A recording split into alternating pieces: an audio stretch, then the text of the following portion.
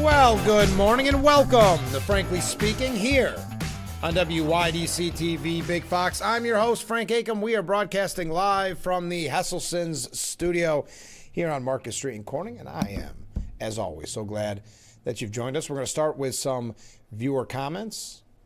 We're then going to go to just some quick updates and obviously jump into the peace deal. What is being said by political leaders? What is being said by those in the media? We'll be discussing that. Couple things about Zohran Mamdani and his race. Letitia James in her first public appearance since those charges were dropped, or charges were not dropped, I meant like announced.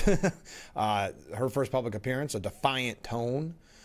She was campaigning with Zohran Mamdani. We'll talk about that. We also have a couple of just, quick hits that you can't really segue to. But again, we start with viewer comments that came in after yesterday's broadcast. Gerald writes in, the political norms that Democrats accuse Trump of ignoring. So here are the Democrat norms. Corruption, incompetence, waste, fraud, lying, stupidity, attacks on innocence, hate the tools of the Democrat Party, laid groundwork, going after Trump, casting accounting for their criminal acts as revenge instead of justice for illegal criminal behavior, desired chaos. Thank you very much. Comment from a different viewer. Good morning. Well, good morning. I wonder how history will remember President Trump. It is clear that he should go down as the most significant president we have ever had, provided the fake news reports the truth.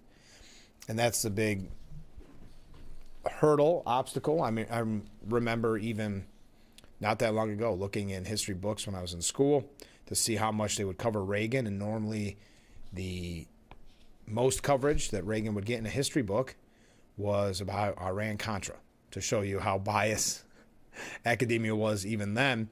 So I don't think he'll get a fair shake when it comes to those writing the history books. But I think it'll be sort of like why Trump won the second term. I think once people realized, wait a minute, the media had been pushing this chaos and this lying for so long that we forgot how good it was under President Trump. Because if you recall, other than COVID, we were at a time of peace and prosperity. So I think, well, time will tell. But the history books normally anymore, not written by the victor, but written by the same bias agenda that we see in the mainstream media. But I think the people will remember how Trump's 2 terms played out. Continuing, you had mentioned that Hillary Clinton had given what could be considered praise to President Trump. I wonder if the radical left Democrats and their comrades, the radical fake news, will criticize her as they had when Schumer chose to keep the government funded, for example. So my question is, has she been negatively covered for almost allowing that Trump is a great president, second to none? There will be a little bit of criticism, but not. This is a tough one because they can't, as of right now, come right out and criticize somebody for supporting the peace deal. You can read between the lines that there is disdain there. There is a little bit of wanting to do that.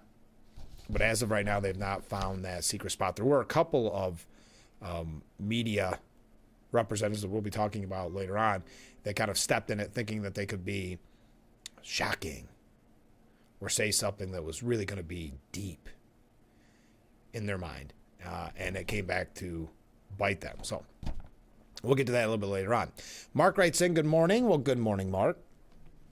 President Trump's speech at Knesset, I always have trouble with that, which is the parliament in Israel, was briefly interrupted by lawmakers who were expelled from the room after shouting slogans during Trump's remarks. And after they were taken out, Trump said it was very efficient. Yes, I read his far left Daily Beast. They essentially said that Trump threw a tantrum when that happened. We all watched it. I thought, what a pathetic existence if that's what you take away from yesterday's events. That Trump said that was very efficient. There was no temper tantrum. There was no huff It was just waiting for these one politician who stood up and started yelling some things. He was escorted right out, and then they escorted somebody else out who looked as if, I guess, they were preparing to do the same. So yes, Trump did say, hey, that was very efficient. We're going to talk about that speech yesterday in front of the parliament. But quickly, let's go to some updates from yesterday's broadcast. New Yorkers weren't happy that the annual Columbus Day parade was canceled, as one viewer said. No surprise that would be an easy, well, they sarcastically said, I'm sure that was a tough decision for Hochul to make. Yes, there is very much a dislike for Columbus Day celebrations. Well, this was canceled because of a nor'easter blowing through the city. This is the first time in nearly 100 years the Columbus Day parade was scrapped due to weather. They blanking canceled Columbus Day parade in New York City because of rain, one irate person wrote on X. Rain? That's such a baloney excuse, and you know why. We don't care if it's rain. We want our parades, etc. back, he added. The parade, which would have been its 81st running, was called off late Sunday, just 12 hours ahead of its scheduled Monday morning start time, with no plans to be rescheduled. Forecasts for the holiday had been wet and windy for days, and many spent the weekend wondering whether Monday's parade would go ahead despite the weather. It appeared to still be on, however, until Governor Kathy Hochul declared a state of emergency, and that's when they canceled. I read you that statement yesterday. Many were not too happy with that decision.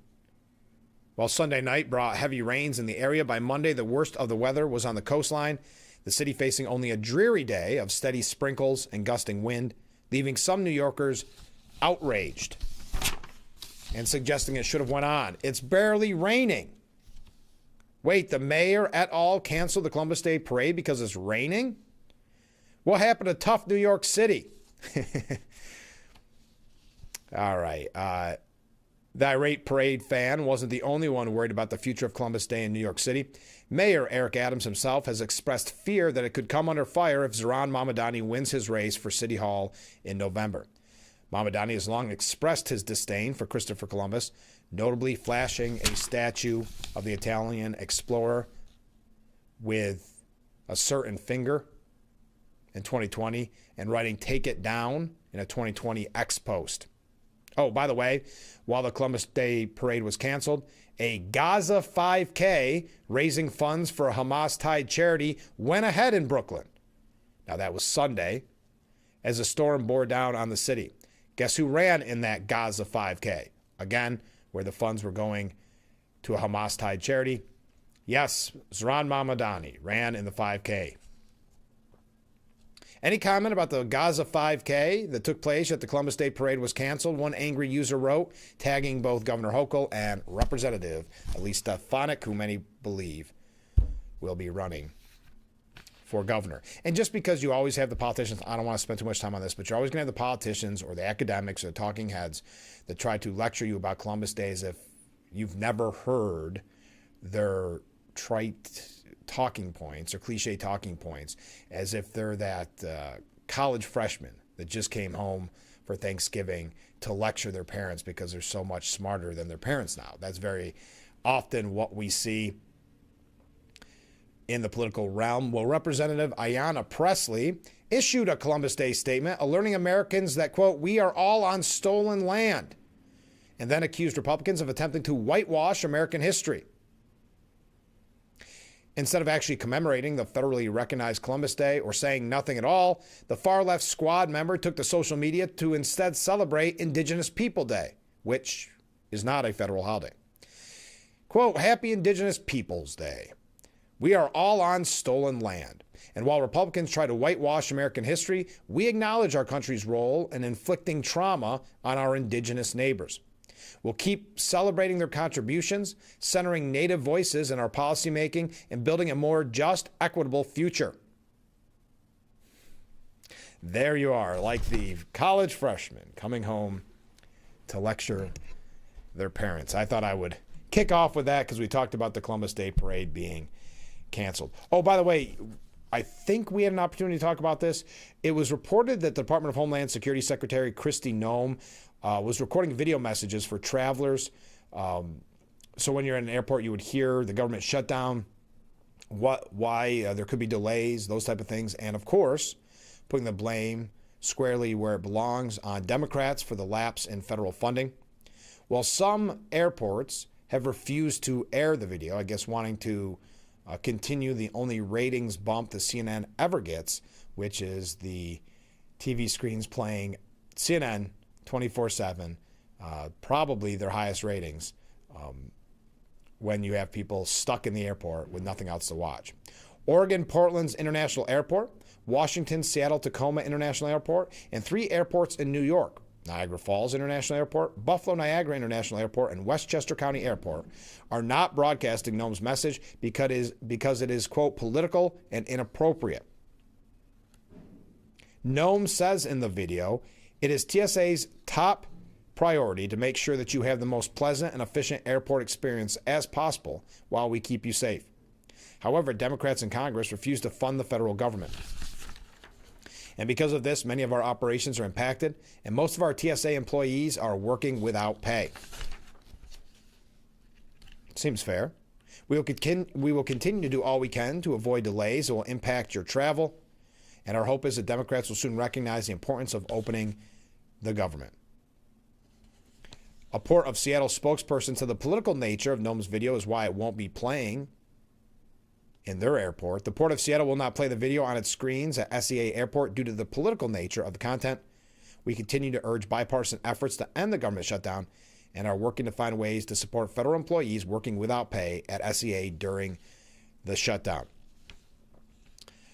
Though I would argue that the CNN that is on all, for whatever reason, on at every airport, I would argue their political nature, maybe they should not be on either. I'm not going to go through each one of these. Yeah. You get the idea. Political nature. There you go. So there's an update. Another update. Oh, I've got so many updates. You know what? I'm going to take a break because I don't want to run too late. We have a lot of just kind of random stories that we need to get to, breaking news stories that may have been overlooked, and rightfully so, because of such a historic day yesterday with the peace plan. We're going to tell you what people had to say yesterday. Also, we didn't get a chance to talk about it. I'm going to talk about it very quickly because it's a little bit of what you would say is old news. But did you watch J.D. Vance on Sunday's talk shows or Sunday's news programming where George Stephanopoulos actually cut him off, the Vice President of the United States of America? And even J.D. Vance saying that you have the Vice President of the United States and you want to ask about some fringe left-wing rabbit hole video that they claim to have about Tom Homan when there's the historic peace deal in the making at that point, because it was Sunday and the government shutdown, and George Stephanopoulos and Vance had a great point. This is why you have no more credibility, and because he cannot handle that, it needs to be one-sided in Stephanopoulos' world. He essentially cut off the interview, cut off the vice president who was trying to continue to make his point, and called the interview over. That is why, yet again, that's the Vice President of the United States of America with everything going on. That is why they have lost all credibility, to J.D. Vance's point. We may talk about that, but I know I'm running late because I just went on that tangent. Stay with us. We'll be right back with Frankly Speaking after this. What better way to start or end every day than relaxing in your very own Hesselson's hot tub? Massage therapy, relaxation, stress reliever, pain management, soothing muscles, or just spending time with a loved one. Hot water therapy really does make every day better.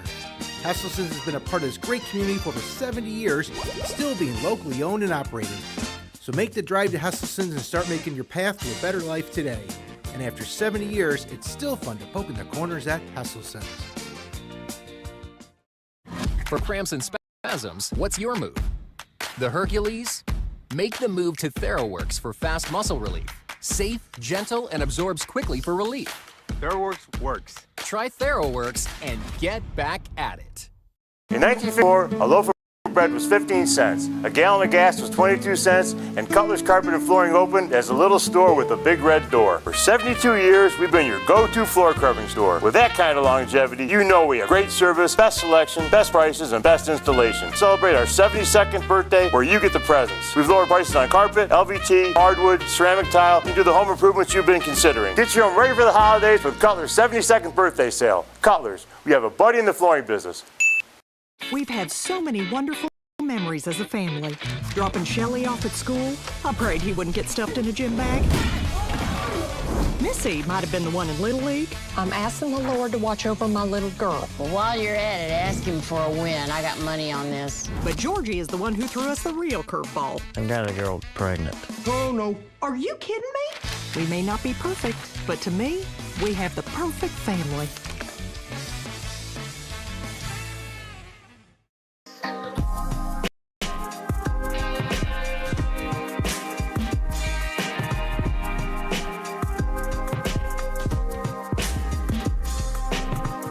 Dante Brown. The Frankly Speaking Roof Cam brought to you by Boss Security and Horseheads. Contact them today for all your business and home security needs. We are back. Oops, now we're back. Broadcasting live from the Hesselson studio here on Market Street Recording. Let's go to a viewer comment.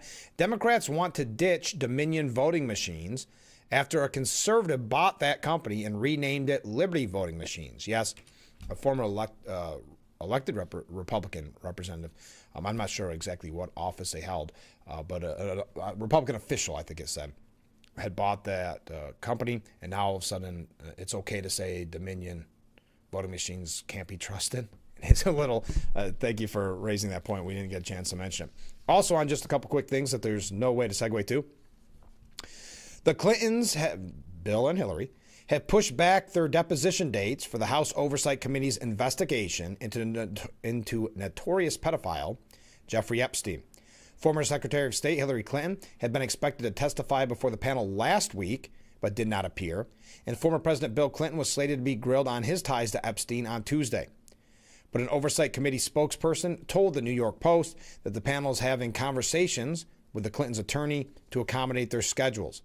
The deposition won't occur tomorrow, the spokesperson said.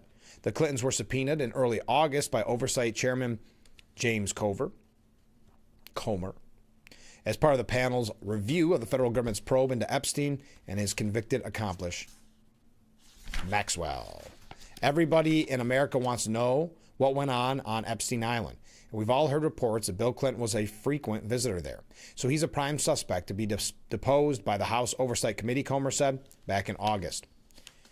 But what makes this subpoena different is the Democrats voted with Republicans, Comer added. So there you are. Just a delay on that. We'll keep you updated. If we hear of when, I'm sure that'll be a major story, when the schedules align. Oh, all right. How are we doing? Good. We have a couple updates here that it's actually becoming kind of almost cliche. It's almost too predictable. And that is in reference to, and I mentioned it on yesterday's program, I think, or maybe it was last week, that once, twice, sometimes even 3 times a week, there's some media talking head or some article that comes out that says Trump supporters are turning on the president. MAGA supporters. It's so cliche. We've got an example of that because it's almost like Karen's quote of the week, almost like Climate Fact Friday. Bob, there is a guarantee that there will be a quote, a climate fact, and some talking head telling you, if you're a Trump supporter, you no longer like Trump. Before we talk about that, this is no update. I just thought this was interesting. We always talk about knowing who you vote for, talking about getting involved. This is a weird story. It's coming from the New York Post, but I think it's worth mentioning as a breaking story. A father who was accused of killing his 14-year-old daughter's rapist is running to be sheriff. His reasoning? The legal system failed him by charging him with murder. Aaron Spencer allegedly gunned down Michael Fosler after catching him driving off with his daughter, whom Fulser had already been charged with grooming and abusing. Spencer was charged with second-degree murder, spurring him to run for sheriff in Lonoke County, Arkansas. I don't know if I'm pronouncing that right. He said that on Facebook on Saturday as he launched his campaign. I'm the father who acted to protect his daughter when the system failed. Through my own fight for justice, I have seen firsthand the failures in law enforcement and in our circuit court, and I refuse to stand by while others face these same failures. This campaign isn't about me. It's about every parent, every neighbor, every family who deserves to feel safe in their homes and in their community. It's about restoring trust, where neighbors know law enforcement is on their side and families know that they will not be left alone in a moment of need. Now, Spencer was charged with second-degree murder last October after allegedly killing Fosler when he found him in a truck with his daughter. The dad told authorities he had driven around his neighborhood after discovering his daughter was missing, then found her being driven away by Fosler, who had already been charged with multiple sexual offenses against Spencer's daughter. He forced the accused rapist off the road and shot him. Spencer's wife, Heather, launched an online fundraiser for her husband, saying their underage daughter had been targeted, groomed, and ultimately raped by the boyfriend of a family friend. We let the justice system do its job. The monster who hurt our child was charged quickly, but released even faster on a $50,000 bond. He was awaiting court in December for several felonies in relation to what he did to our child. She called the charges against her, quote, hero husband, quote, outrageous, adding that her child would have not come home if my husband hadn't found her. Spencer is next due in court on December 16th for a pretrial date, with his trial set to begin January 26th of next year. So far, his campaign announcement has been bombarded with support.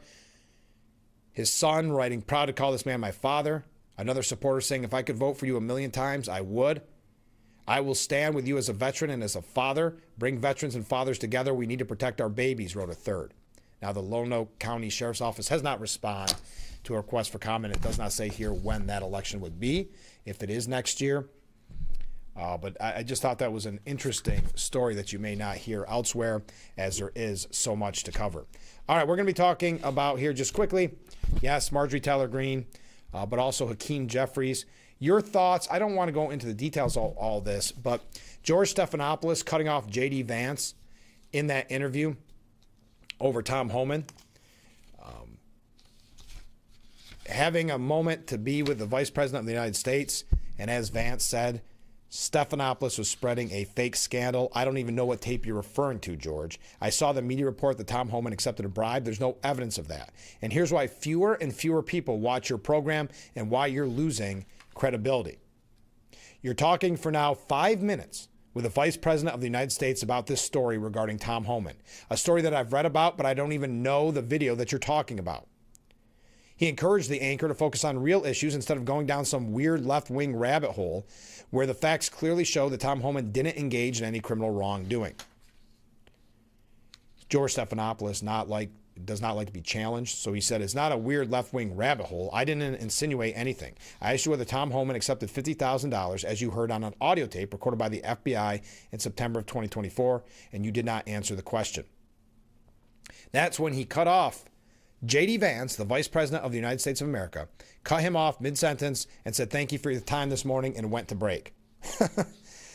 Unbelievable. That's what we're dealing with when we talk about the media. J.D. Vance also accusing NBC, that was ABC with George Stephanopoulos, who's already had to pay quite a bit of money because of George Stephanopoulos' horrible reporting. Had to pay how many millions into the presidential library for Donald Trump. J.D. Vance also accuses NBC of failing to cover Israelis that were cheering for Trump in securing the peace deal. He said, but I also have to give your network a little bit of grief, Kristen. This again on Meet the Press. Because last night I was watching NBC and they were covering this, and they mentioned during a rally last night in Israel, when Steve Witkoff, our special envoy, mentioned Bibi Netanyahu, the crowd booed. But the broadcast didn't mention when Steve Witkoff mentioned President Trump, the crowd actually cheered. You've got to hold them accountable.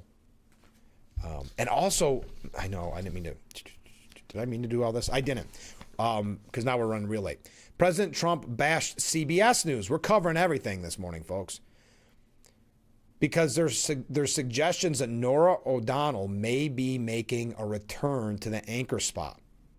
Paramount Skydance announced its $150 million acquisition of buzzy contrarian news site The Free Press and its controversial decision to elevate its pro-Israel, anti-woke founder Barry Wise to the top role as editor-in-chief of CBS News. Under her lead, O'Donnell, who stepped down as host of CBS Evening News earlier this year, has resurfaced as a contender to land an anchor seat. So who's going to be head anchor for CBS? Trump asked reporters. Not Norah O'Donnell. I don't believe it. I don't believe it, he jabbed. You know, there's a story that they're going to, I don't know. He stopped himself. But I'll tell you what. Larry Ellison is great and his son David is great. They're friends of mine. They're big supporters of mine, and they'll do the right thing. They're going to make CBS, hopefully they called it the Tiffany Network. It's got great potential. CBS has great potential. On that note, a couple media updates I didn't mean to get to. Keep those comments, keep those waves coming in. We've got a couple other updates, then we're going to talk about the peace deal. We've got a lot to cover this morning, and we're just getting started. Stay with us.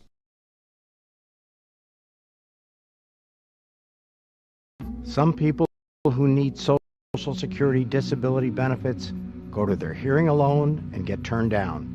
Not every lawyer will appeal a denial after your hearing. I will. I'm Peter Gorton of Lockman & Gorton. I help people win benefits by appealing their denials, including in federal court. But your time to appeal is limited, so call my office now. Lockman & Gorton, 1-800-698-0567. I'm Mary Crawford. I've lived here for 70 years, but I do fine right here in my house, and I want to be here as long as I can be. And I feel comfortable knowing that if something happened to me, someone would know because of the cameras that are installed in various spots in my home. That has been a wonderful gift to me to be able to have that security and that support from Full Circle America, and that's what it's all about. This isn't your library. Create with the 3D printer. Release your inner audio engineer or sewing machine riddles, all with your library card. Go to getyourlibrarycard.com today. Cold Brook was once a thriving village, swallowed by silence and shadow. The town turned on a woman named Granny J. Hatchett. So that night the townsfolk went into her cabin. They tied her to the old tree, and before she was burned, she said, "You all will vanish like smoke. And when you return, you'll wear your sins on your skin." Now, each October, the cursed souls return to seek vengeance. But that's just a story, right, John? John, did you hear that? Football's newest show breaks down all things NFL. GMFB Overtime. Check out top highlights, player interviews, special guests, and everything in between. 5 days a week. GMFB Overtime. It's football for everyone. The Frankly Speaking Roof Cam, brought to you by Boss Security in Horseheads. Contact them today for all your business and home security needs.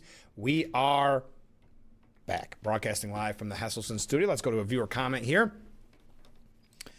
Oops, that's not. There we go. I wonder what North America would look like now if Christopher Columbus didn't go against the common belief that he would sail off the edge.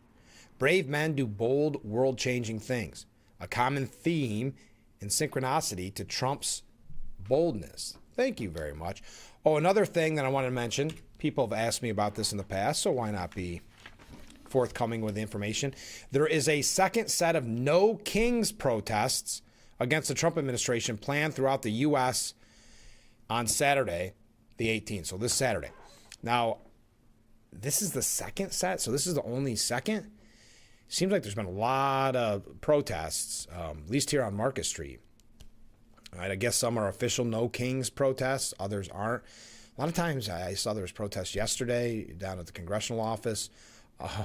They do it on days where everything's shut down. Columbus Day, obviously there's going to be no one in that office. It's a federal holiday. They do it on the weekend. I don't know. So there are two local ones, according to their official website, the No Kings protests. Now, this is a protest against the president. Centerway Square from noon to 2 here in Corning. That is Saturday. But if you want to make, this is good. They timed this perfectly. If you want to go to the first one in Elmira, it doesn't say where, though. It just says City of Elmira. If you know exactly where, I'd love to hear from you. But the city of Elmira on Saturday, it'll be 9 a.m. till 11 a.m.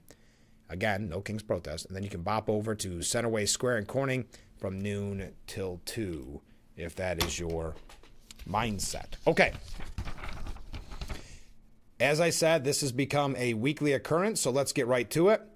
Nicole Wallace on MSNBC's Dateline, and I want to hear your opinion on this, had this to say, quote, if Donald Trump's political power lies in being able to convince his supporters of anything, that, and everything, then loud public dissent from inside his coalition, from prominent MAGA influencers, might be the thing that will melt his carefully crafted, alternative fact-based reality faster than the Wicked Witch and the Wizard of Oz.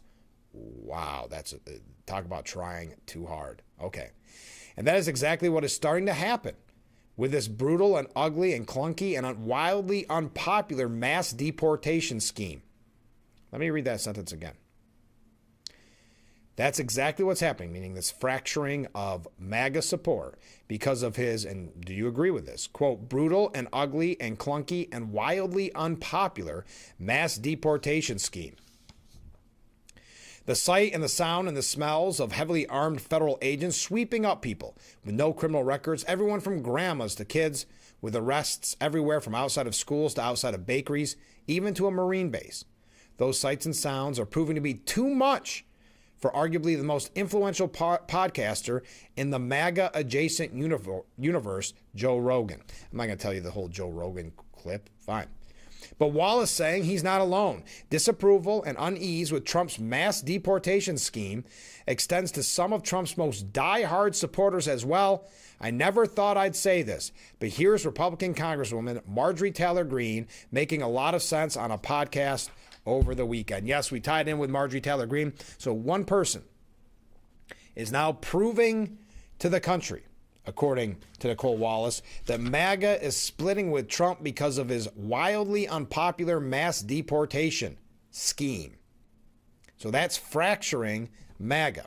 To all of you out there who consider yourself MAGA, would you agree with Wallace? And we can't wait till next week where we have, or maybe another one this week, because it is early. It's only Tuesday.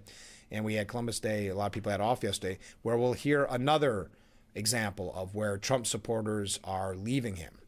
During Trump's first term, it was always the walls are closing in, whether it's about Russia or whatever the story was, the fake scandal of the day was, it was the walls are closing in. Now this term, it is MAGA no longer supports Trump because of his, quote, wildly unpopular mass deportation scheme. Okay.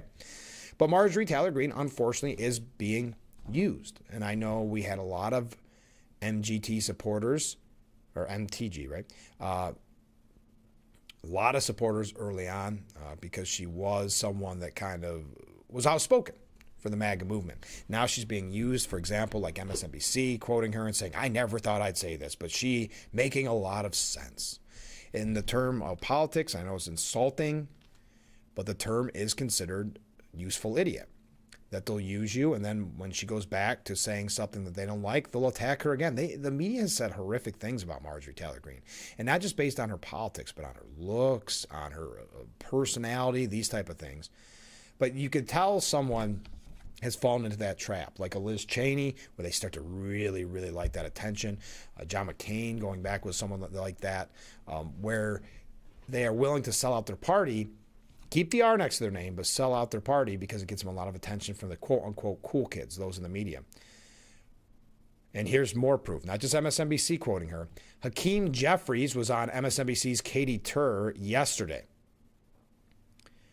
Tur asked, it's an interesting moment with Marjorie Taylor Greene breaking with the party on a couple of issues. One of them is the Epstein files, and the other one, again, are these healthcare subsidies and costs. Have you met with her?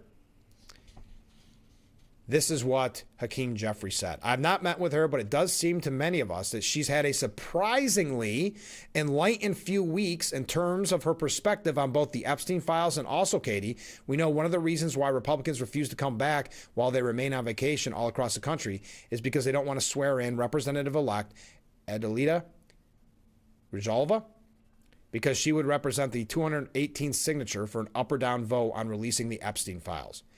And at the same period of time, Republicans have no interest, zero interest, in trying to address the healthcare crisis that they visited upon the American people. Even though we've got Republicans now, most prominently Marjorie Taylor Greene, who's making clear this is not a made-up crisis, it's a real thing.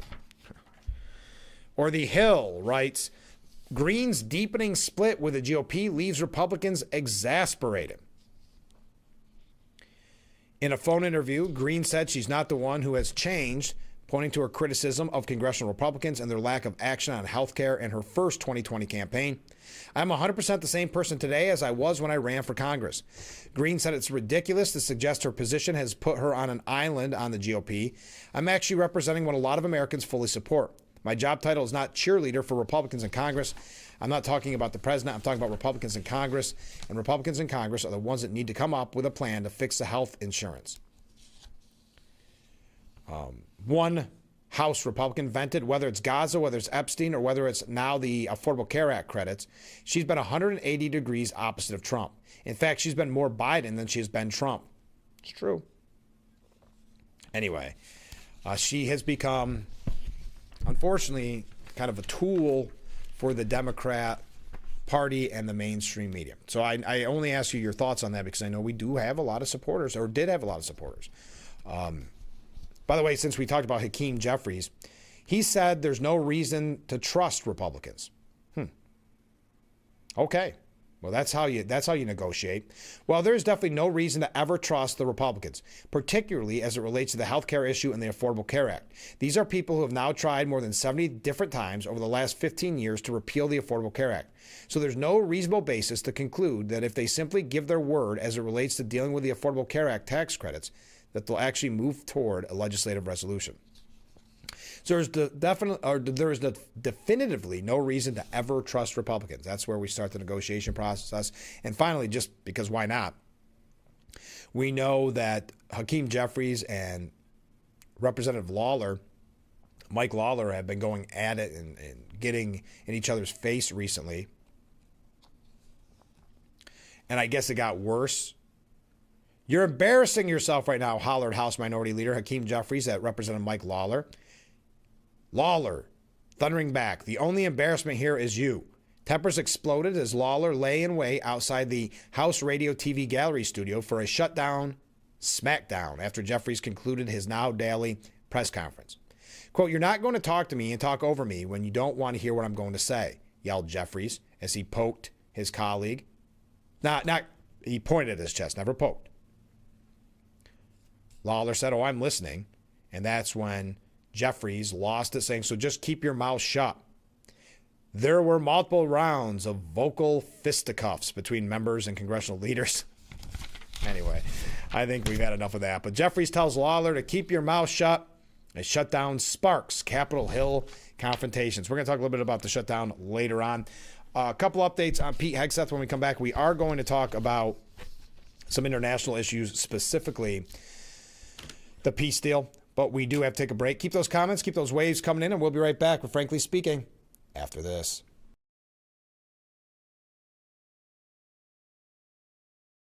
You don't have time to go to the gym?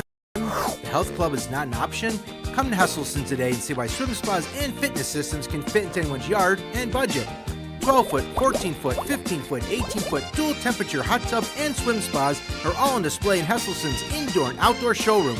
Try before you buy. 0% interest-free financing options are available on every Hesselson swim spa. Swim and exercise year-round and start making every day better. After 70 years, it's still fun to poke in the corners at Hesselson's. Liberty will customize my car insurance, so I only pay for what I need. What a great day. What an okay day. What a messed up. Only pay for what you need. Liberty, liberty, liberty, liberty. Shopping Ollie's First means saving up to 70% off fancy store prices every day. To demonstrate, we gave Shopper A $100 to go shop a fancy store. We sent Shopper B to Ollie's. As they say, the proof is in the cart. Nobody says that.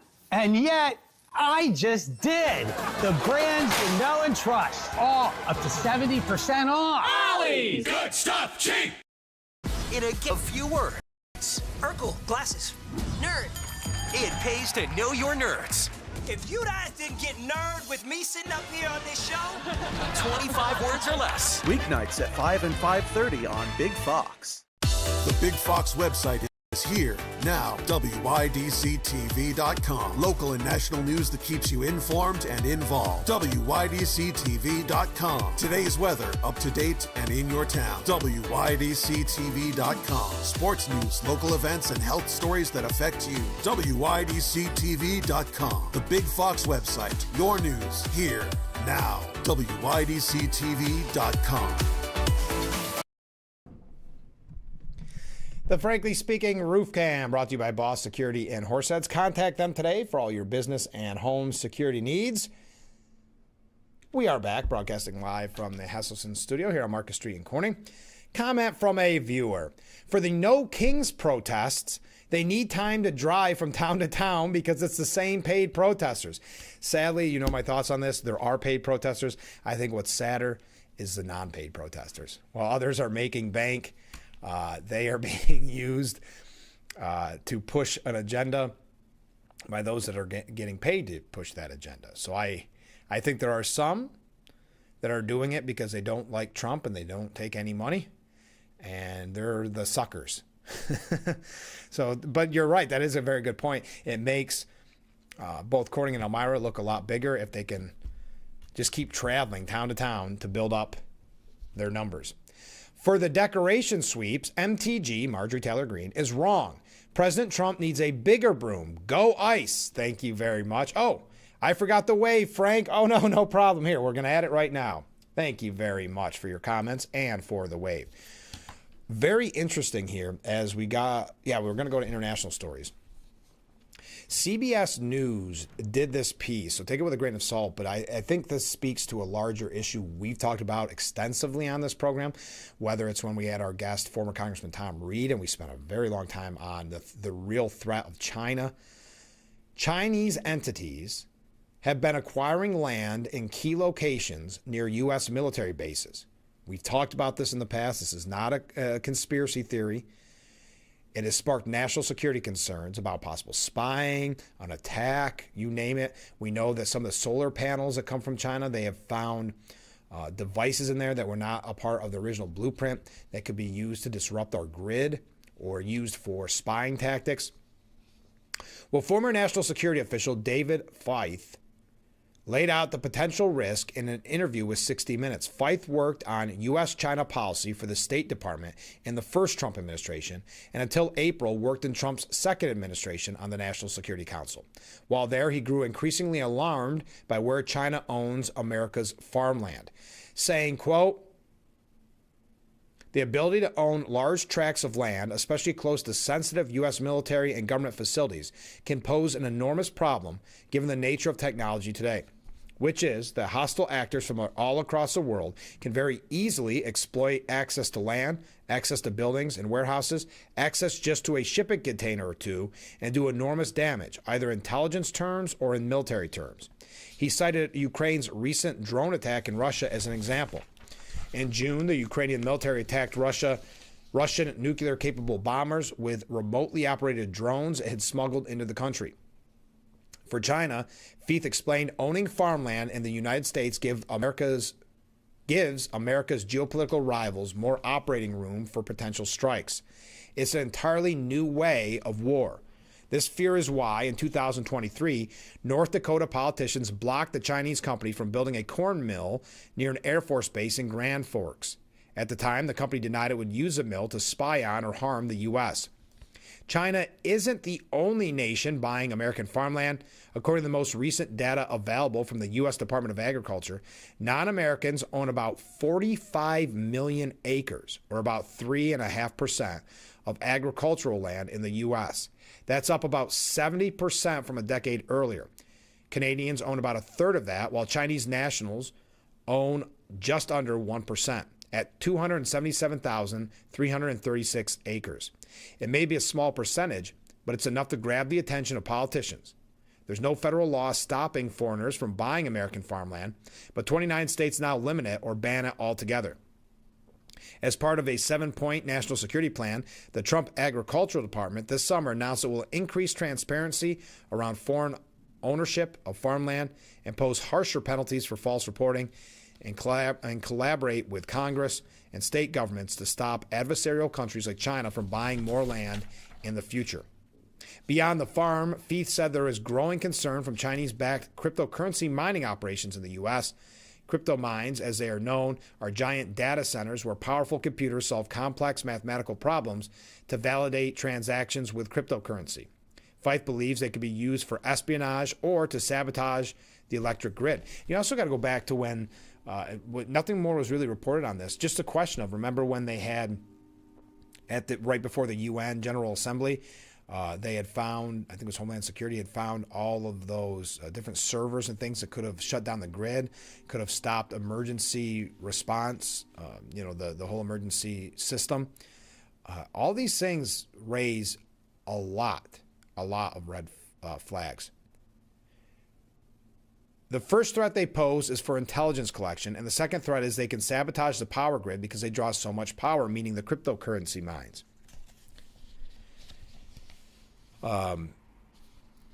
So the potential risk of Chinese companies buying farmland and building crypto mines near military facilities in the U.S. is clear, according to Feith.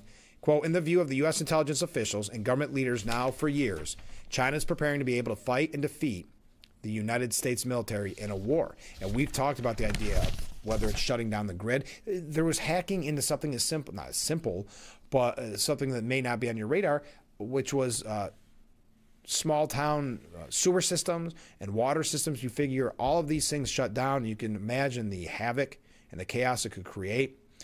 So obviously we bring that to you as an update on a story that we've been talking about a long time here on this program, and something that our politicians need to take seriously. I know there's always that idea that there's just too much money, just like we saw in Hollywood, where they will censor their own movie because there's such a huge China market. There is so much money when it comes to China that some politicians are scared to talk about it, but it's obviously a national security issue at this point, something that needs to be addressed. Okay, we got a couple other international stories. We're going to talk about the peace deal. I see some comments coming in. Stay with us. This is Frankly Speaking here on WYDC TV, Big Fox. We will be right back.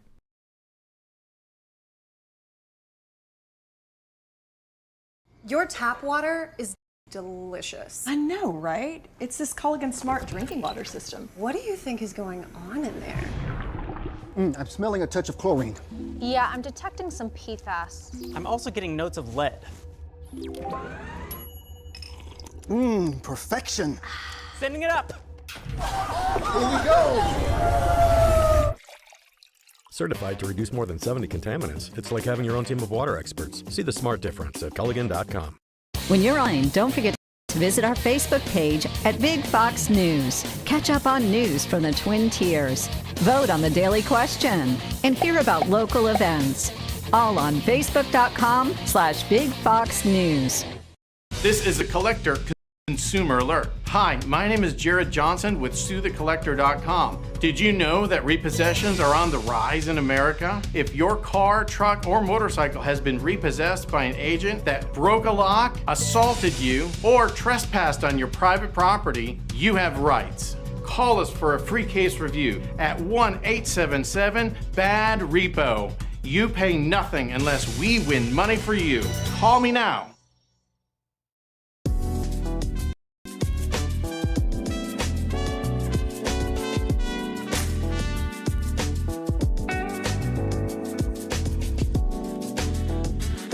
Livingston, Big. The Frankly Speaking Roof Cam, brought to you by Boss Security in Horseheads. Contact them today for all your business and home security needs. We are back, broadcasting live from the Hesselson studio. Let's go to viewer comments. Thank you to the viewer that sent in that story out of the New York Post. We talked about it yesterday. But yes, the Timothy Bowler, who went on kind of machete spree, if you will, slicing off a man's finger, had just been charged with that hit and run death of a 52-year-old cancer survivor. We talked about that on yesterday's program, but again, it all boils down to, like we said yesterday, this bail reform. This guy had 45 prior arrests, and yet still out on the street. So thank you. And sadly, that is just one of many stories when it comes to the failure of bail reform and the failure of our public safety policies, if you will, or lack thereof, coming from single-party Albany. I think Trump, this is from a viewer, I think Trump's threat to send long-range missiles to Ukraine may put enough pressure to end the war. Putin will face internal pressure if Russia faces a real threat to its military. Yes, that's those Tomahawk, I believe. I read that article this morning. I also see that it's been confirmed that Zelensky and Trump are going to plan to meet in Washington this week. They're saying, looks like, potentially Friday. President Zelensky confirmed on October 13th, yesterday, that he plans to meet Donald Trump in Washington later this week, and Trump later in the day confirmed the meeting. The meeting, scheduled for October 17th, will follow 2 phone calls between the leaders regarding Ukraine's air defense and long-range capabilities in the wake of escalating Russian attacks. Talking at a press conference alongside EU diplomacy chief Kaja Kallas, Zelensky said the phone calls were not enough to discuss all key topics. The planned summit, which is set to take place at the invitation of Washington, will be the 5th meeting between Trump and Zelensky since the U.S. president returned to office in January. Zelensky also reminded that a Ukraine delegation led by Prime Minister Yuly Severenko is already en route to the U.S. I think we need to discuss the sequence of steps that I want to propose to President Trump, Zelensky said.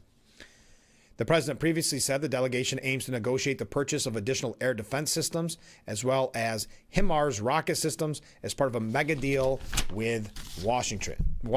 Trump later confirmed that the planned meeting between the two leaders, when asked if he would host Zelensky, he said, I think so, yeah. There you are. Okay, when we come back, we're going to wrap up hour number 1. We're going to begin our discussion on the peace deal. We've got quite a bit on that. As I had mentioned, your thoughts, well, there's so many things I've asked your thoughts on this morning, but Letitia James making her first public appearance since being charged. She's defiant, predictable kind of, but at that public appearance, it was for a fundraiser for Zohran Mamdani, the Democrat Socialist. He had, and we're going to tie this in with the topic on Israel, he decided to take yesterday, him and the party that he's a part of, the Democrat Socialists of America, they took yesterday's peace deal and the hostages returning as an opportunity to attack Israel and call for certain demands. We'll talk about that as well. But we got to take a short break. Stay with us. This is Frankly Speaking.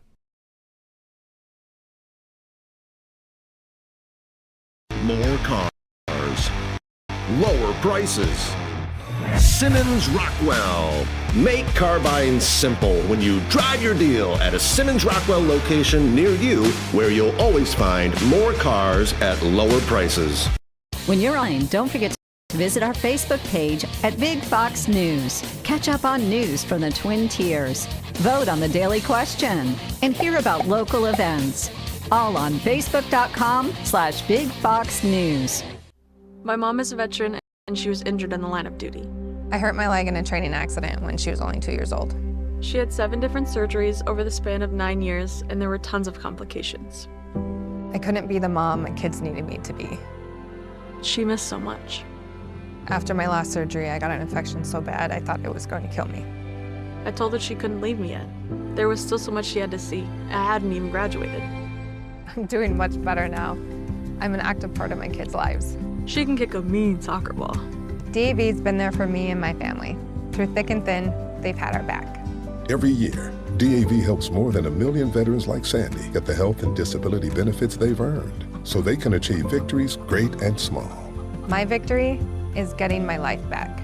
I may have lost my leg, but I've gained so much. I got my joy back. We got our mom back, thanks to DAV. Support more victories for veterans. Go to DAV.org.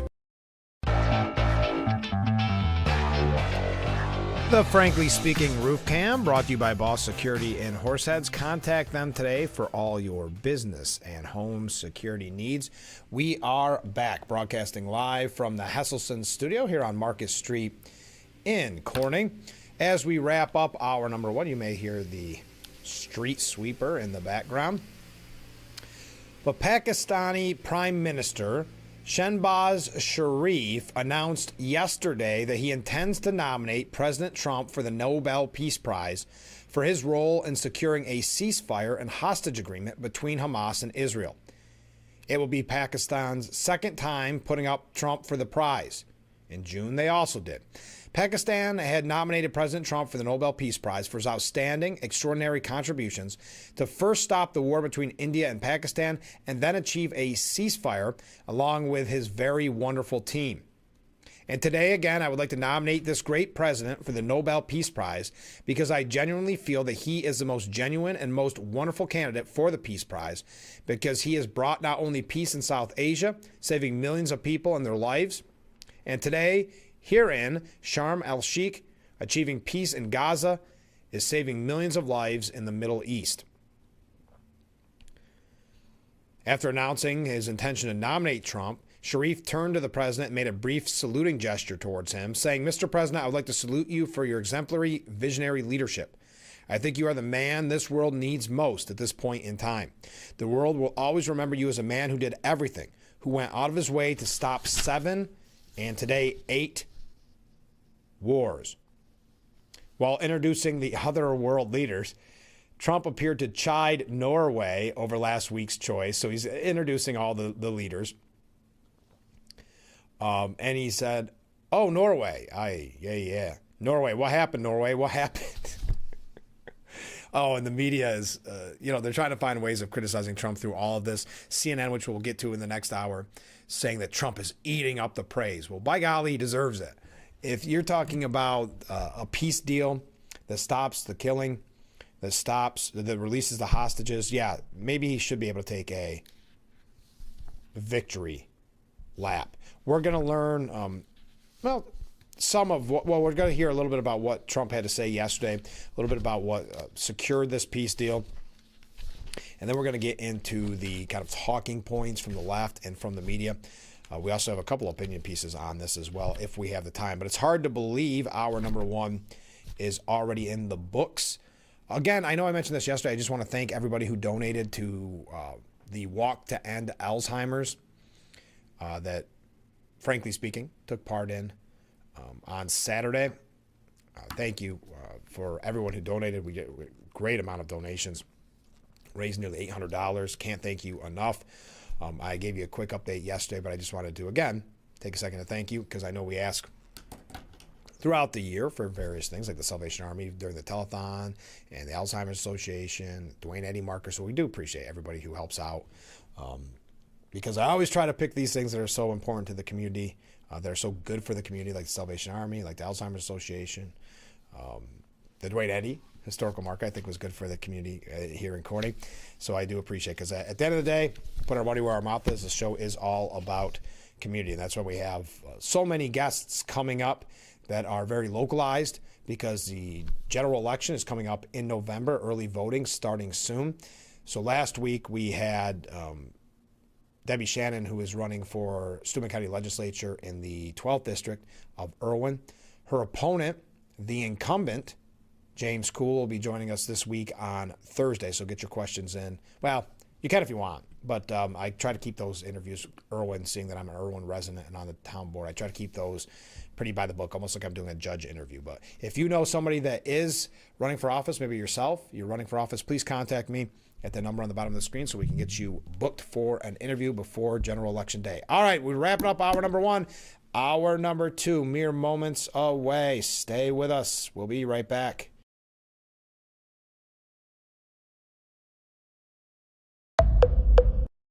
You lather, rinse, moisturize, repeat, and repeat. But it never feels like enough. It's not your products. It's your water.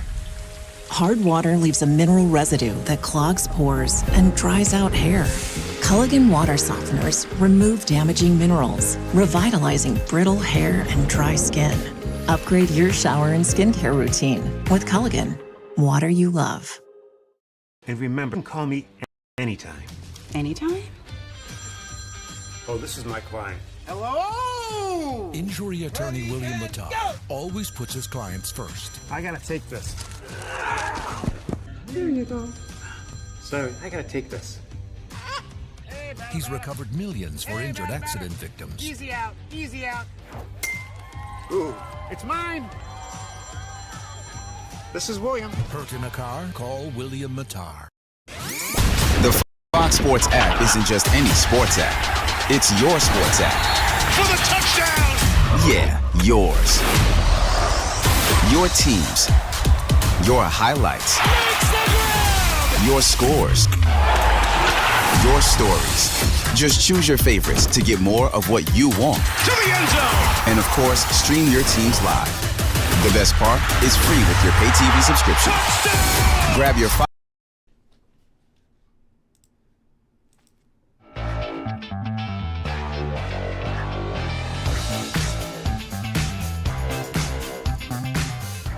Welcome to hour number 2 of Frankly Speaking here on WYDC TV Big Fox. I'm your host, Frank Acom. We are broadcasting live from the Hesselson studio on Market Street in Corning. I'm so glad that you've joined us. We talked about a lot of things this morning, but we're going to jump into the peace deal.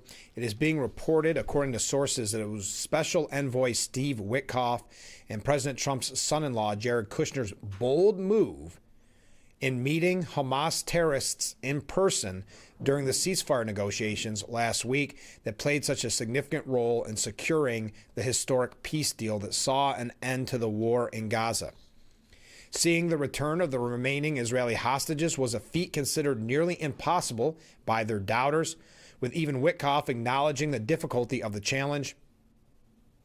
I wondered if I would ever see this day. It's deeply gratifying to know that so many families will finally have their loved ones home.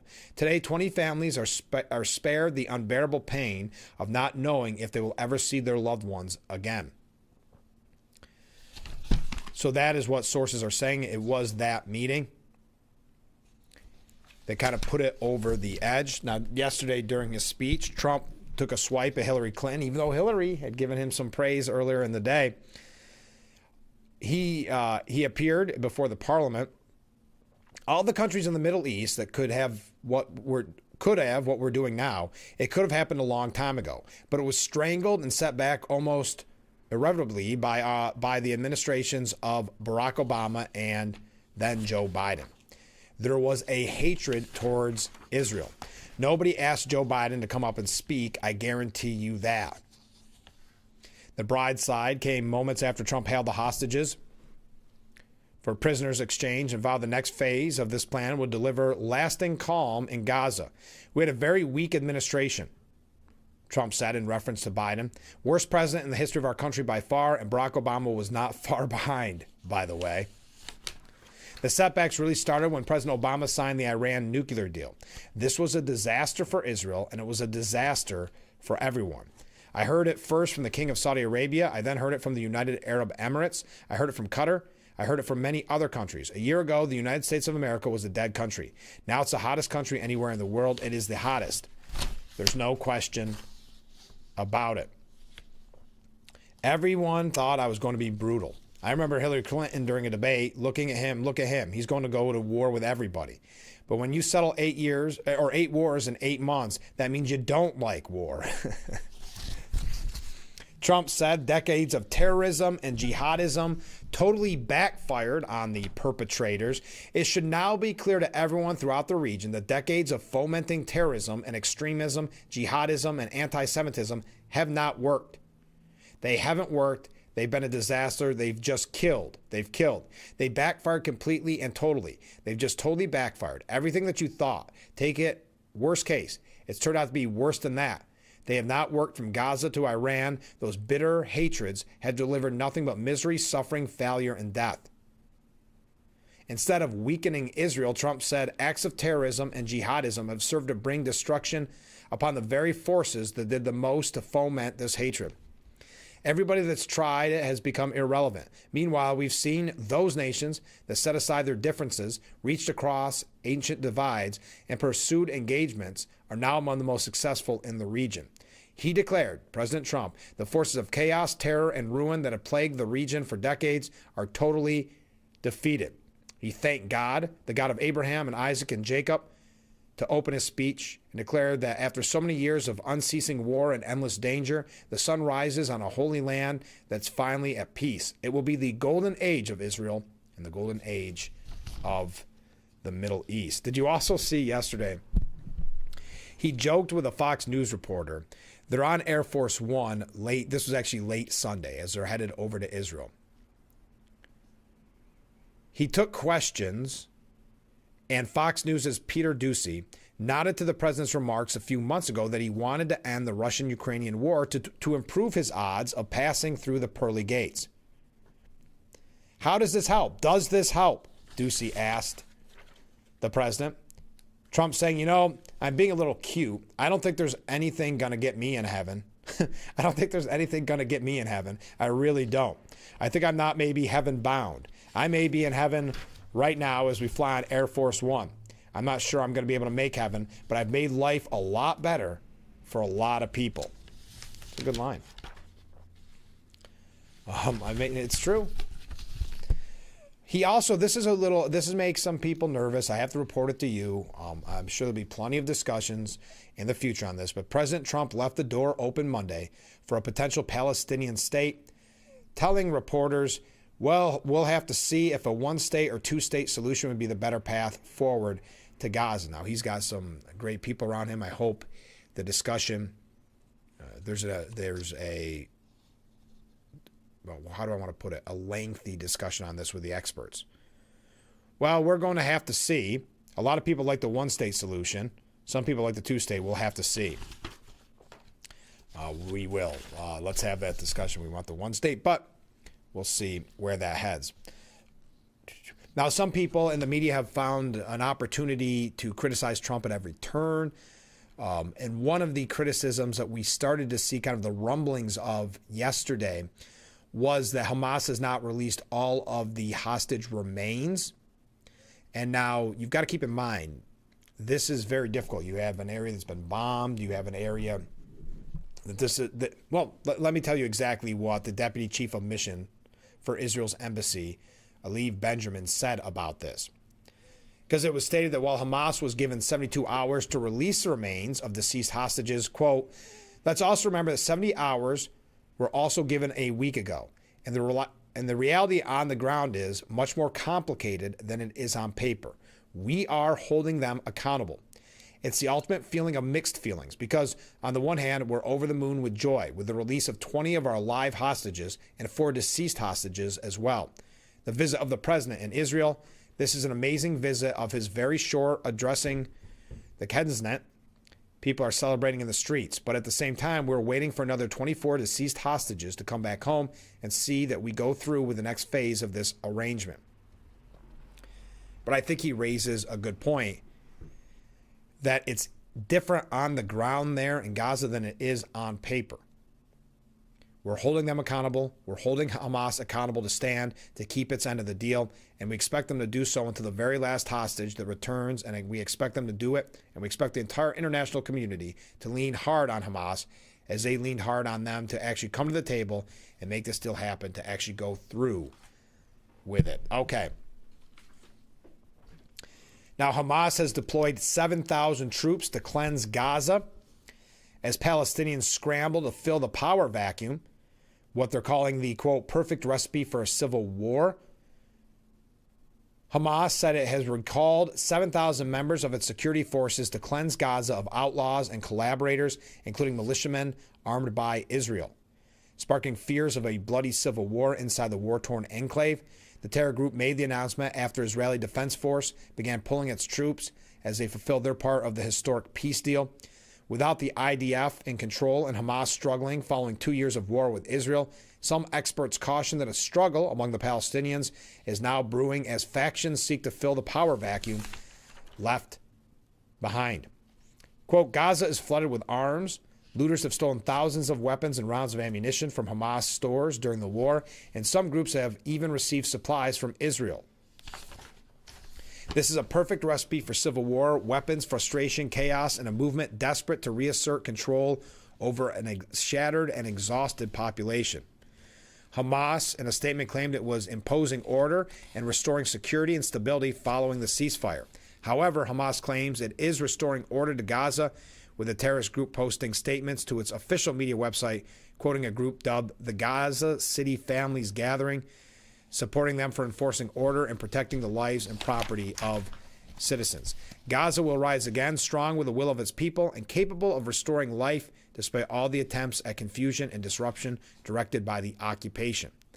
Now, phase 2 of the peace deal calls for the disarmament of Hamas, but so far the terrorist group has rejected the idea, seeking further talks before taking the next step. So that's a quick update.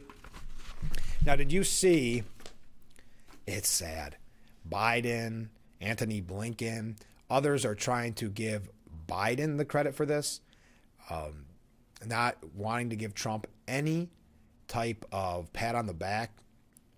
This will get you very frustrated. We're going to talk about it after the quick commercial break. We're going to tell you what others had to say, and then we do have a few, I think, different takes on it. We'll get to all those. And Zohran Mamdani, a couple New York updates. Interesting. Well, there's a piece asking how if he does win, how it could shape New York's 2026 campaigns. I know that Elise Stefanik is looking to tie Hochul to her endorsement, and rightfully so, to Zohran Mamdani. And we're going to tell you what he and his party, the Democrat Socialists of America, had to say about the peace deal. We'll tell you that in probably the next segment.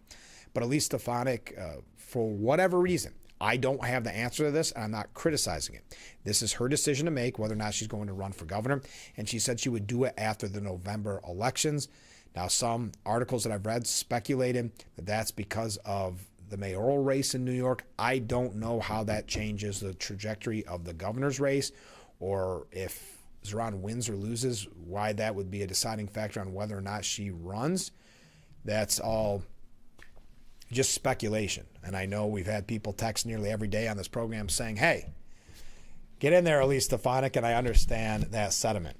So we'll talk a little bit about New York issues. There are a couple things here about the Democrat Party in general if we have an opportunity to get to it. But we do have to take a short break.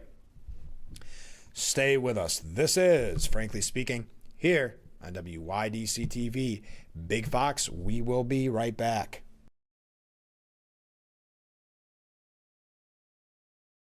More cars, lower prices.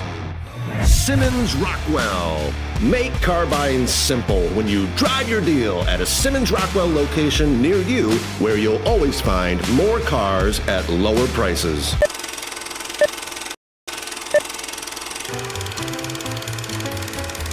Want to read about ancient wonders? Go to your local library today. But this isn't your father's library. It's the home of creativity. Release your inner audio engineer or face off a dragon in the D&D club. Make your clothing ideas come together with our sewing machine riddles. Create with the 3D printer or come to the library event nights to chat with those within your community.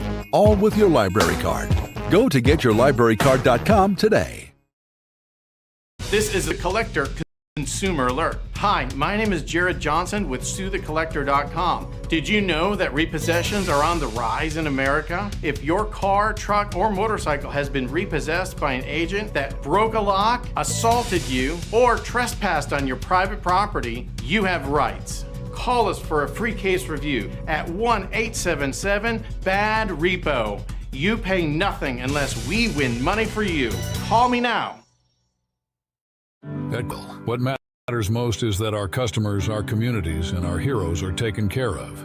We start by providing American-made gasoline, which means you can buy local, keeping America and your communities strong. We also support vital charities every year and hold Operation Give Thanks each November to help provide a better future for our veterans and their families. We're proud to support the communities we live and work in, and we're doing our best every day to make our towns a better place. Quick though, driving America. When you're online, don't forget to visit our Facebook page at Big Fox News. Catch up on news from the Twin Tiers. Check out our newsreels and hear about local events. All on Facebook.com/. The Frankly Speaking Roof Cam, brought to you by Boss Security in Horseheads. Contact them today for all your business and home security needs. We are back, broadcasting live from the Hesselson studio here on Market Street in Corning. Comment from a viewer. Good morning, Frank. Well, good morning. Thank you for again mentioning the danger Chinese-owned farmland poses, of course. This stealthy form of aggression is too easily ignored. Remember how much of South America they have been buying up. I like your point there. It is an aggression, and it's been under the radar because the media doesn't really want to report on it. There's that, Hollywood too, where they cater to Chinese audiences very often. So no, very glad to report on it. All right, former President Joe Biden and former Secretary of State Antony Blinken both claimed credit for President Trump's Israel-Hamas ceasefire agreement on Monday. Biden, who is undergoing treatment for cancer, said that he was deeply grateful and relieved that the Gaza war is approaching the end. The road to this deal was not easy, he wrote. My administration worked relentlessly to bring hostages home, get relief to Palestinian civilians, and end the war. Now, if you just read that part of the comment, you would think he was still president and he had secured this deal. But he did give Trump credit for getting, quote, a renewed ceasefire deal over the finish line. Now, with the backing of the United States and the world, the Middle East is on path to peace that I hope endures and a future for Israelis and Palestinians alike with equal measure of peace, dignity, and safety. On Monday, Blinken said Trump's 20-point peace plan for the Gaza Strip was based on one developed by, you guessed it, the Biden administration. In a lengthy post, Blinken, who served in the Biden administration, outlined how Trump was able to secure the peace agreement. He noted that Arab states and Turkey have said enough to Hamas and said the response also showed that other Iran-backed groups, Hezbollah and Yemen's Houthi rebels, were not coming to Hamas's aid. Quote, it starts with a clear and comprehensive post-conflict plan for Gaza. It's good that President Trump adopted, listen to this, it's good that President Trump adopted and built on the plan the Biden administration developed after months of discussion with Arab partners, Israel, and the Palestinian Authority. He then went on to question how Trump could secure a permanent peace plan.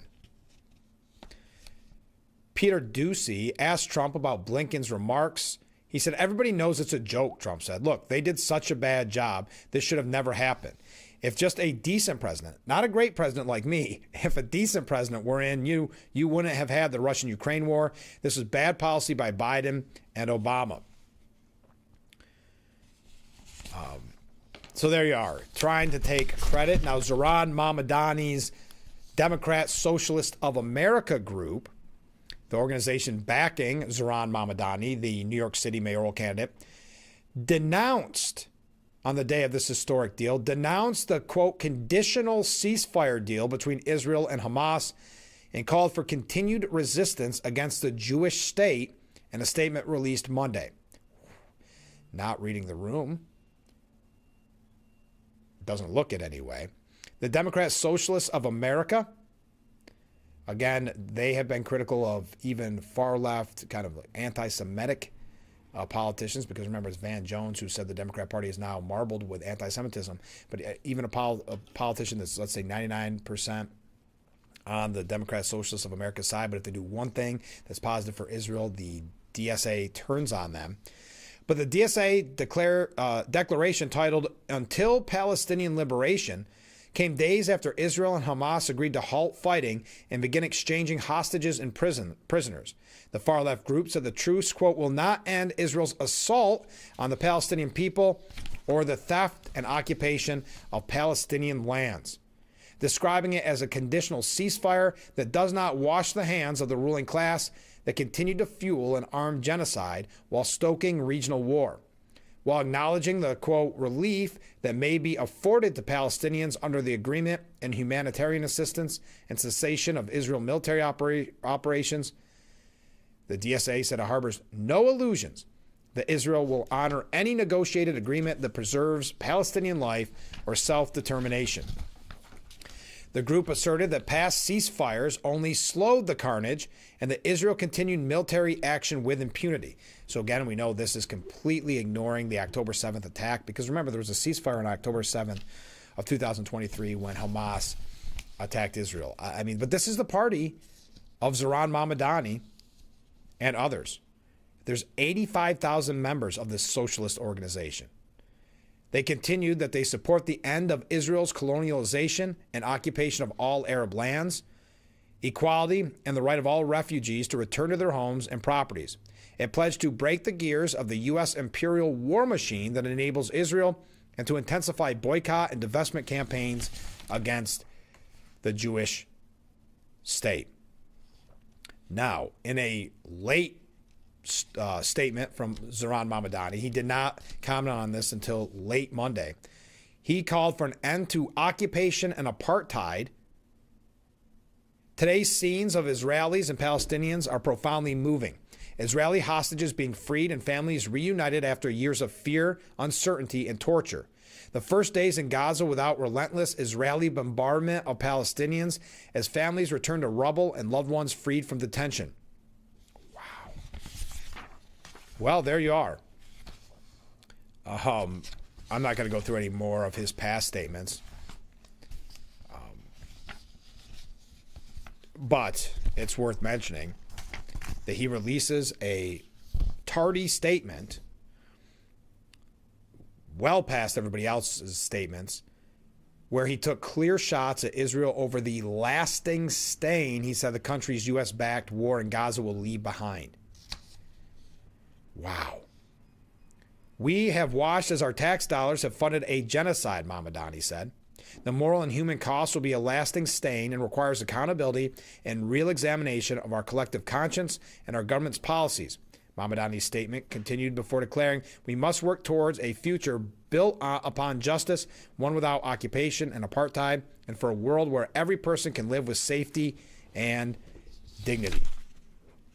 Boy, not being able to read the room. Now, there was criticism of Mamdani early on because of this, because he had not released a statement.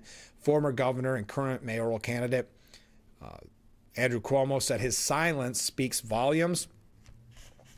Well, his words actually speak more volumes. Within hours of the release of the hostages, a long list of politicians in New York, which has the largest Jewish population outside of Israel, issued statements lauding the ceasefire. Among them was Cuomo, an ardent supporter of Israel, who said the development is more than a diplomatic success. It is a moral moment, a reminder of our shared humanity and the sacred value of every life. We must never forget the terrorist act that brought us here, and we must stand together to say with one voice, never forget and never again. Terrorism has no place in Gaza, in the Middle East, or anywhere in the world. Sliwa, the Republican mayoral nominee, said, we pray that these hostages coming home can recover and live peacefully again. We are proud of President Trump and all involved to make this peace deal happen. All right. Now, to me, that seems out of touch. To me, that seems like very bad timing, not reading the room, to take that knock at Israel. Or whether it's Zohran Mamdani or essentially his party, the Democrat Socialists of America. But listen to this statement. This was by CNN's Christina Amanpour. She has been forced to apologize because there was so much backlash. She thought she was going to say something brilliant, maybe be quoted by others, but she was quoted by others for all the wrong reasons. She suggested that Israeli hostages, those that were finally released after 738 days in that Hamas hell, they were released, and she said that they were treated as hostages, quote, better than the average Gazan.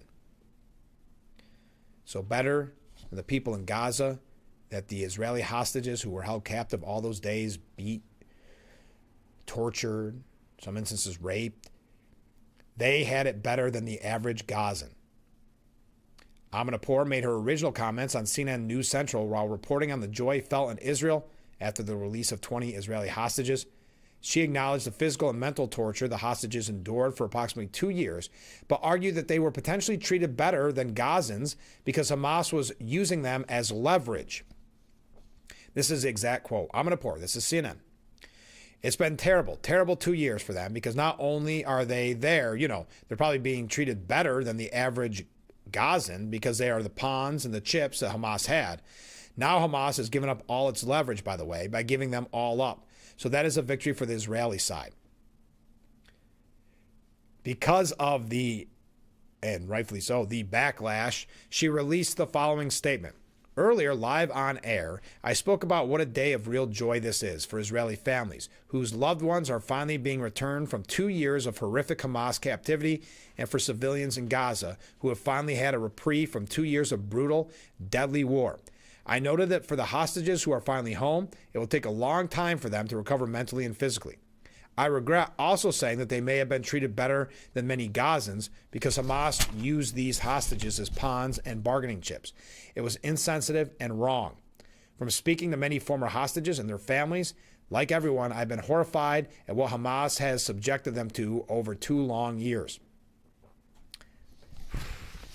You got to be careful with your statements. But again, thinking that she was going to say something brilliant and outside the box as compared to others. Now, on Monday's broadcast of CNN's Out Front, Jack Lew, who was the U.S. ambassador to Israel under President Joe Biden, said that President Donald Trump created a force field where other principals feel that they're compelled to act. He did that with so many leaders in the region. He did it with Prime Minister Netanyahu, and he does have, through this disruptive manner, a unique ability to create a sense of urgency and to avoid the wrath that comes from not doing as he wants. Right now, that's served a useful purpose. It's gotten us this historic day. And it's that kind of rogue effect. We talked about it in the past where Trump supporters, Trump detractors, they don't know what he's going to do. So when he says, whether that's an ally or an enemy, when he says he wants something done at this point or we got to do something now, it does create a real, for lack of a better word, fear from some, or at least a push, maybe a little bit of an encouragement for them to start making moves and making decisions quicker. So I think that's probably not said as a positive, but I think it is an important statement that Trump has a unique ability to create urgency to avoid his wrath, and that's what got the hostage deals. There's others that had a lot to praise the president on, some surprising names when we come back. But we do have to take a short break. Stay with us. This is Frankly Speaking here on WYDC TV, Big Fox.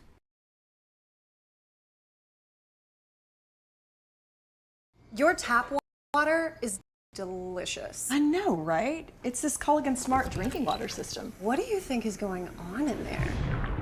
I'm smelling a touch of chlorine. Yeah, I'm detecting some PFAS. I'm also getting notes of lead. Perfection. Sending it up. Here we go. Certified to reduce more than 70 contaminants. It's like having your own team of water experts. See the smart difference at Culligan.com. In 1904, a loaf of bread was 15 cents, a gallon of gas was 22 cents, and Cutler's Carpet and Flooring opened as a little store with a big red door. For 72 years, we've been your go-to floor covering store. With that kind of longevity, you know we have great service, best selection, best prices, and best installation. Celebrate our 72nd birthday where you get the presents. We've lowered prices on carpet, LVT, hardwood, ceramic tile, and do the home improvements you've been considering. Get your home ready for the holidays with Cutler's 72nd birthday sale. Cutler's, we have a buddy in the flooring business.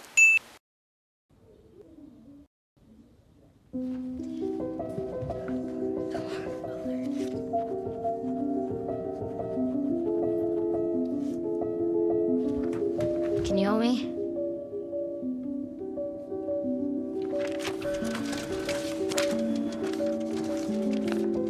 Mom, Dad, we're going out.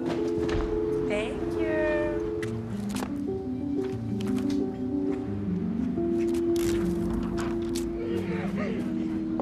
Oh, look, they're playing chess.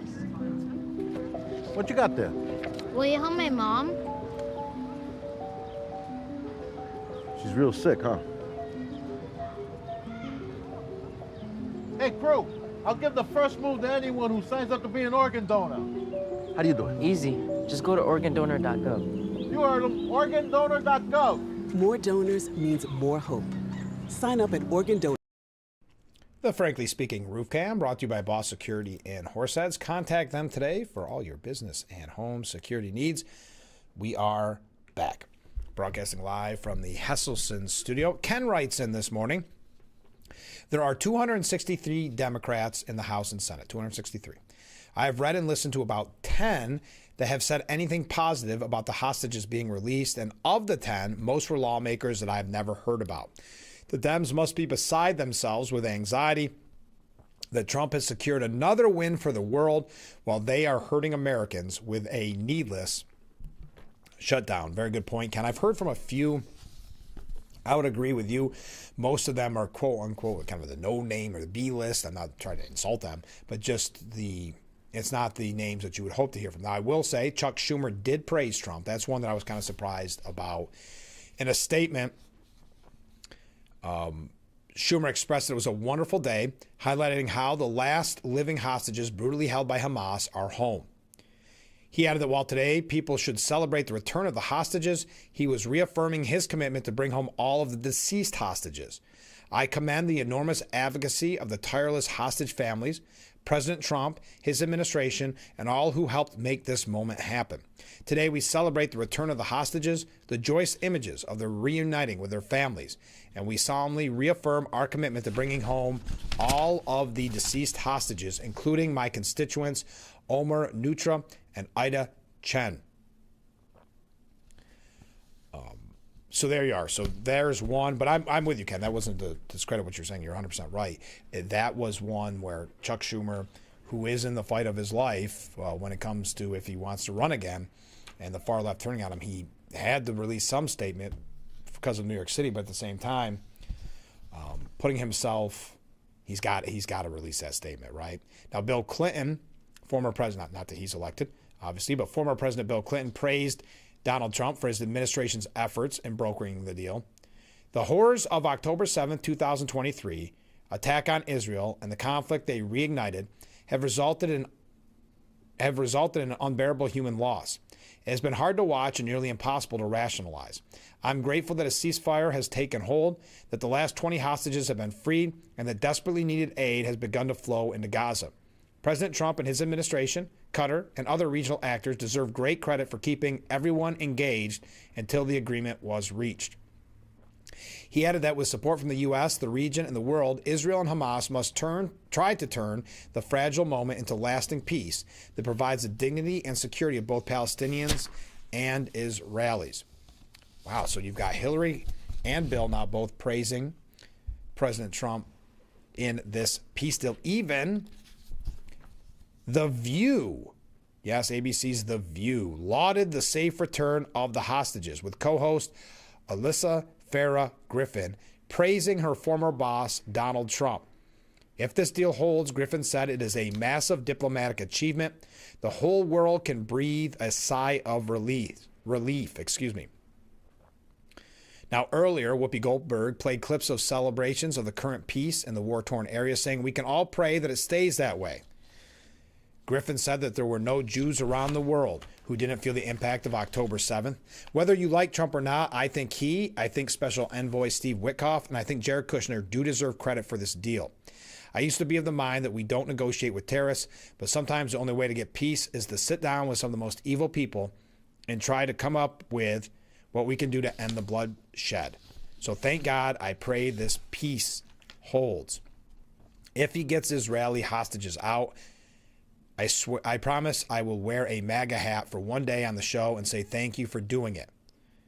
Now, she pledged that back in January. Will she wear the hat because he got the hostages out? Or is she going to find some type of caveat? We'll see whether or not she actually follows through on her promise. I'm sure there's many people sharing that video with her to remind her, and we'll see if she does. Now, CNN, how am I doing on time? Oh, we're doing good. CNN, they said as Israel celebrates the hostages' homecoming, Trump basks in the spotlight, trying to put a negative spin on this. Should the president not be allowed to bask in the spotlight of this amazing peace deal? They go through the history of what happened, but to use this as an attempt to, I guess, criticize the president or, I don't know, I guess criticize those who are maybe praising him. The arrival of President Trump interrupted the televised coverage in a way they were not anticipating, meaning those on the ground in Israel. It may have been the shortest visit ever by a sitting U.S. president, but while Trump was on the ground, he dominated coverage of the news, taking over the day's narratives in a way that only he can.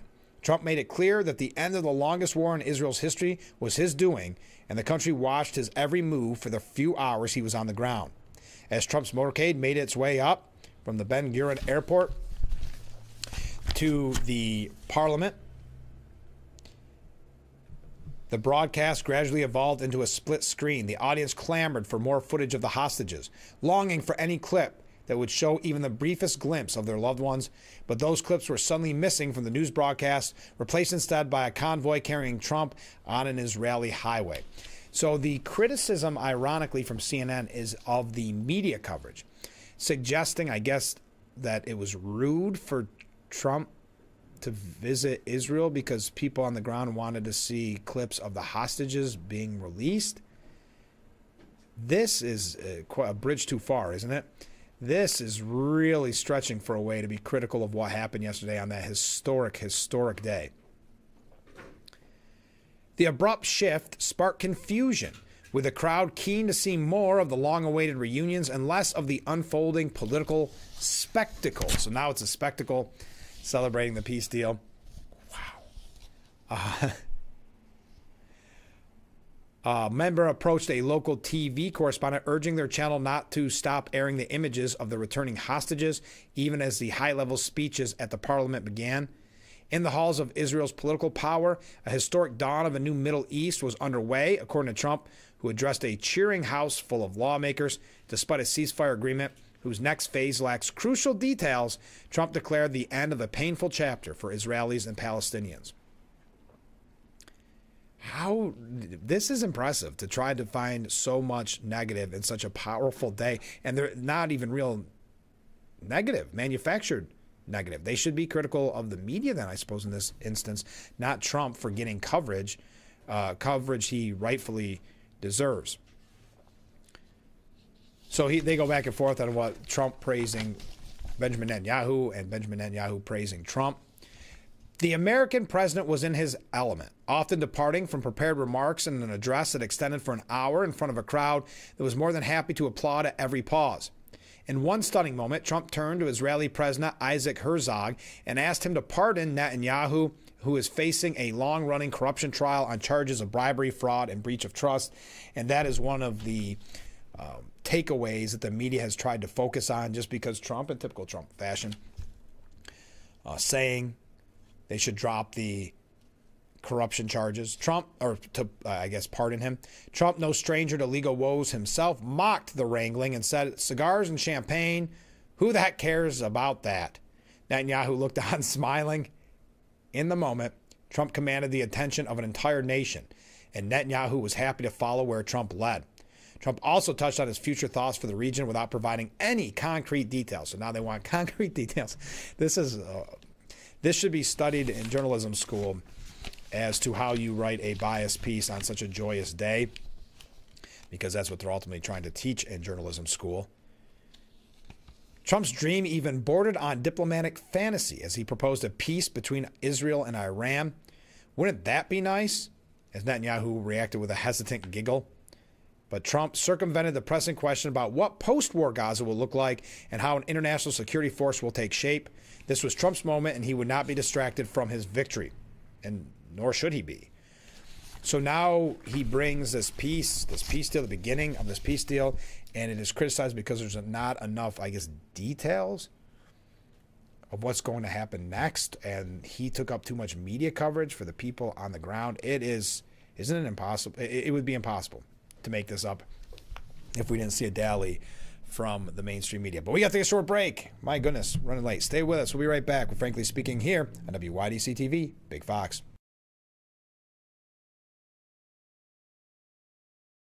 More cars, lower prices.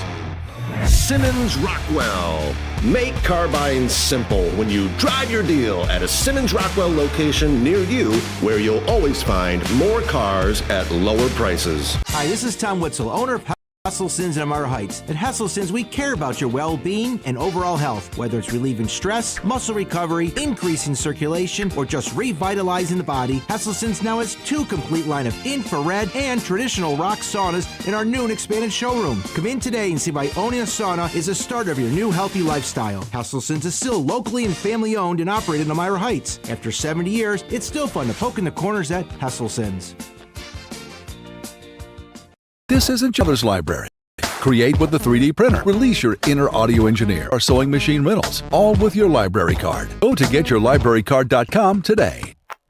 Let's run in here. For what? Well, there's kitchen cleaning, home decor, rugs and carpets, even floors, food and candy, toys and games, health and beauty, household names, patio and garden deals, outdoor arts and crafts or steals, all things sporting here and more, even electronics in store. Show your pets some love, and your car could use a lift. Home improvement, bed and bath, come take your pick. Seasonal deals, and by now you get my drift. That was fun. Save up to 70% off fancy store prices on the brands you love. Ollie's, good stuff, cheap. You're watching Big Fox, WYDC TV, Elmira Corning. Fox 10 p.m. News is the first primetime local news for the Twin Tiers. Our reporters, Haley and Dante, scour the southern tier to bring you up-to-date news regarding local businesses, economics, and how national decisions impact our area. If you're not near a TV, don't worry. You can also catch our 10 p.m. news live on WYDCTV.com/livestream. Don't miss Big Fox 10 p.m. news on WYDC, on TV, or our website.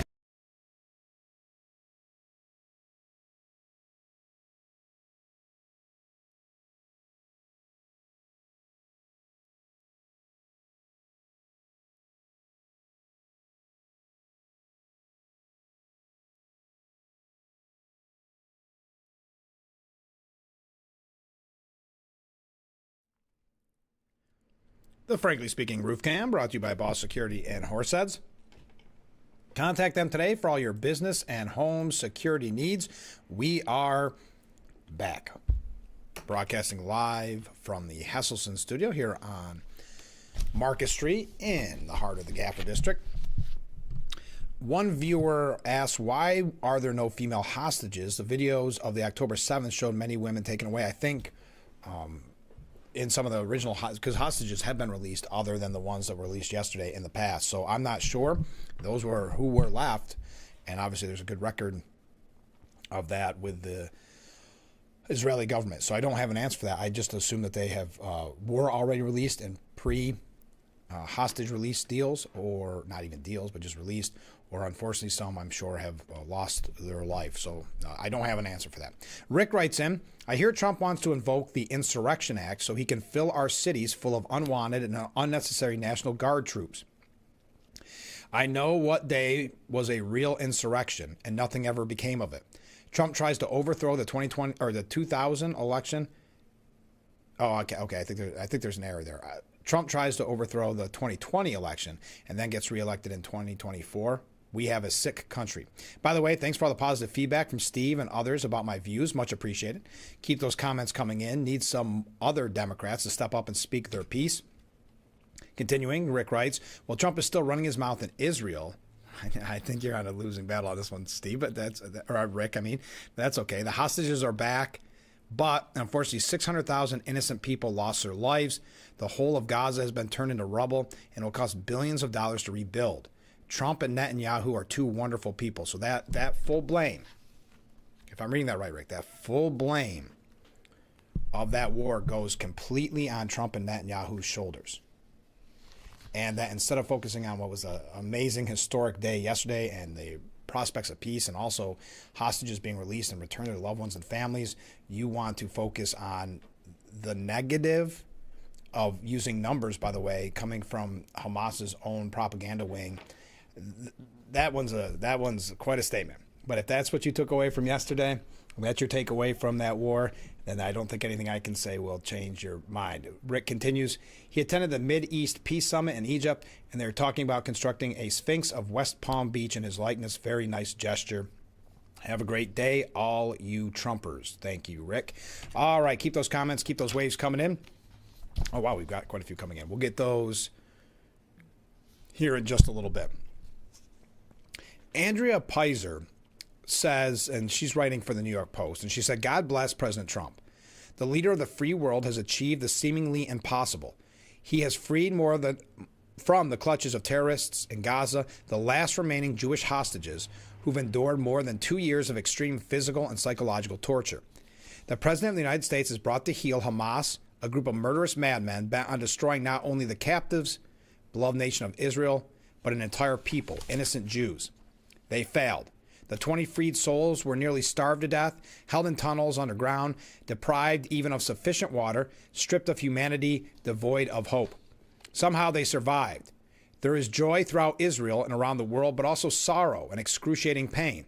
In exchange for the release of a few dozen people, including the remains of murdered hostages, Hamas ghouls are getting back some 2,000 of their own prisoners held in Israeli custody, some of them cold-blooded killers.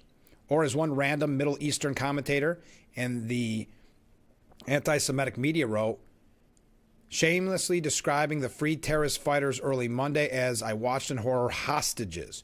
Yes, calling that those prisoners being released hostages. Yes, Hamas called its own jailed savages hostages, and the terror group's media conspirators fell right in line, just like using the numbers of the Gaza Health Ministry. NBC, in fact, deliberately ignored Israelis cheering Trump for securing a peace deal with Hamas and brought home the survivors and bodies of the dead, as Vice President J.D. Vance rightly complained on the TV network's Meet the Press on Sunday. At other outlets, including CNN and MSNBC, it was just as bad. But the New York Times may have outdone them all, publishing a news analysis last week that begged understanding for the vicious fiends. It bore the astonishing headline, Hamas takes a big risk in deal to release hostages. The subheadline, the Palestinian militant group is giving up much of the leverage it has with Israel, with no guarantee some of its main demands will be met. My heart bleeds, she writes. As the long, horrific nightmare draws to a close, the oppressors continue to put themselves on even footing with more than 1,200 Israelis and foreign visitors they've slaughtered, raped, tortured, or held for years. This libel is parroted uncritically by the useful media idiots. It's unlikely to stop, but we know the truth. Today, there is a celebration amid the mourning. There is pride amid the anger. There is life, and even life, and every life is precious. Meanwhile, many Palestinian people are now daring to join Israelis in cheering Trump for freeing them from Hamas's iron grip, for ending their suffering as well, for bringing them peace. Addressing Israel's parliament, the U.S. president sounded energized, cordial, and victorious. In just scant weeks, Trump engineered a laying down of arms, ending, we can only hope forever, a conflict that has dodged the region for many years. He brought on board the governments of other Muslim-majority nations that are sick and tired of terrorist strangleholds on the beleaguered Gaza Strip. It seemed impossible. Trump made it a reality. In coming days and years, decent people will mourn the dead. Former hostages will begin traveling the long road to recovery. Normal life should return to Gaza. Trump made it happen. Will the media, the Democrats, and his critics ever put their hate aside to thank him? How are we doing on time? Got to take a break. Jim Garrity says that this is actually the greatest day of Trump's second term so far. Your thoughts on that? I think that is a very fair point to be made. So again, your thoughts. Was yesterday the greatest day of Trump's second term? And still plenty of time left. Plenty of time left in his second term. We're only not even completely 10 months in to his term, 4-year term. There's a couple other things on this. We have quite a few. Well, we want to talk about New York quickly, but I see that we're running out of time. So get your comments in, get your waves in, and we'll be right back with Frankly Speaking here on WYDC TV. The Big Fox. Stay with us. Come explore the magic of Knapp Winery. It's the perfect fusion of wine, food, and panoramic views. This charming destination will delight every palate with a curated wine flight, wine by the glass, or your favorite bottle to share. Some special finds to try are Knapp's iced wine, dry rosé, and Saperavi. While soaking in the view, you may want to enjoy a brunch, lunch, or dinner at the on-site restaurant. Book your experience at Knapp Winery today. When you're online, don't forget to visit our Facebook page at Big Fox News. Catch up on news from the Twin Tiers. vote on the daily question, and hear about local events. All on Facebook.com/Big Fox News. You lather, rinse, moisturize, repeat, and repeat. But it never feels like enough. It's not your products. It's your water. Hard water leaves a mineral residue that clogs pores and dries out hair. Culligan water softeners remove damaging minerals, revitalizing brittle hair and dry skin. Upgrade your shower and skincare routine with Culligan. Water you love. In a few words. Urkel, glasses. Nerd. It pays to know your nerds. If you guys didn't get nerd with me sitting up here on this show, 25 words or less. Weeknights at 5 and 5. The Frankly Speaking Roof Cam. Brought to you by Boss Security and Horseheads. Contact them today for all your business and home security needs. We have so many comments coming in. Thanks for joining us as we broadcast live from the Hesselson's studio. Let's go through some of these comments.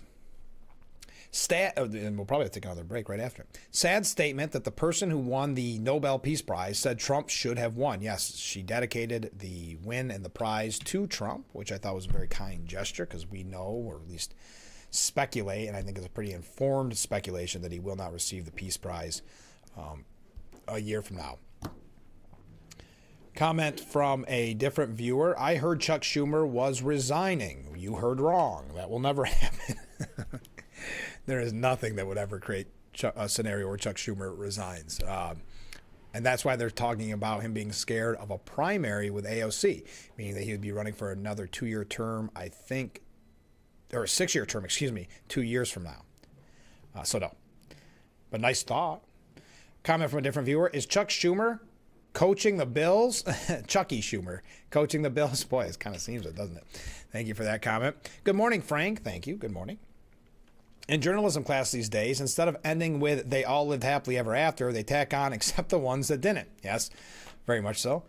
Comment from a different viewer. Now the left can put away the Palestinian flag and pick up the Venezuelan flag. The next, you know what, Trump is going to fix. I'm not going to say the term, but the term that Trump used.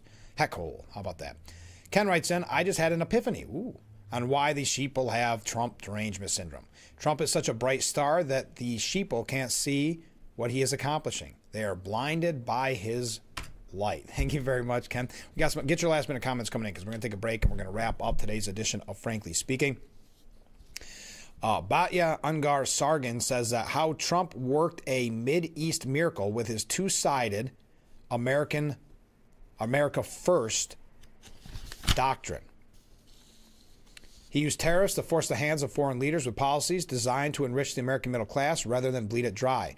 And getting them on board with his America First prosperity agenda means that world peace must be their priority too. Will wonders never cease? All right, let's take that break and wrapping up today's edition. Stay with us.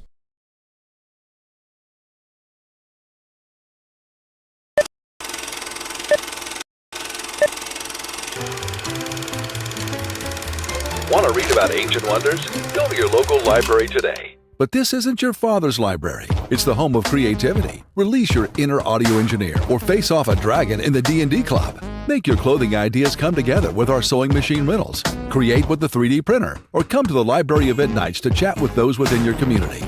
All with your library card. Go to getyourlibrarycard.com today.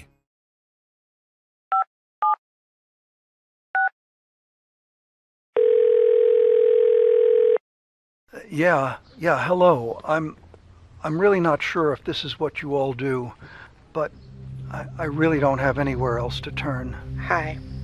I don't even know why I'm calling right now. I'm sorry. My thoughts are going a mile a minute. My kids are out of state. My buddies from the army are all gone now. I'm really alone. I left the service last year. My mom just passed away a few months ago. I miss so much time with her. I keep getting calls about the bills, and I'm trying to get a job, but I feel so stuck. Okay, ma'am. I'm glad you called. Okay, sir. Let's stay on the line and walk through some things.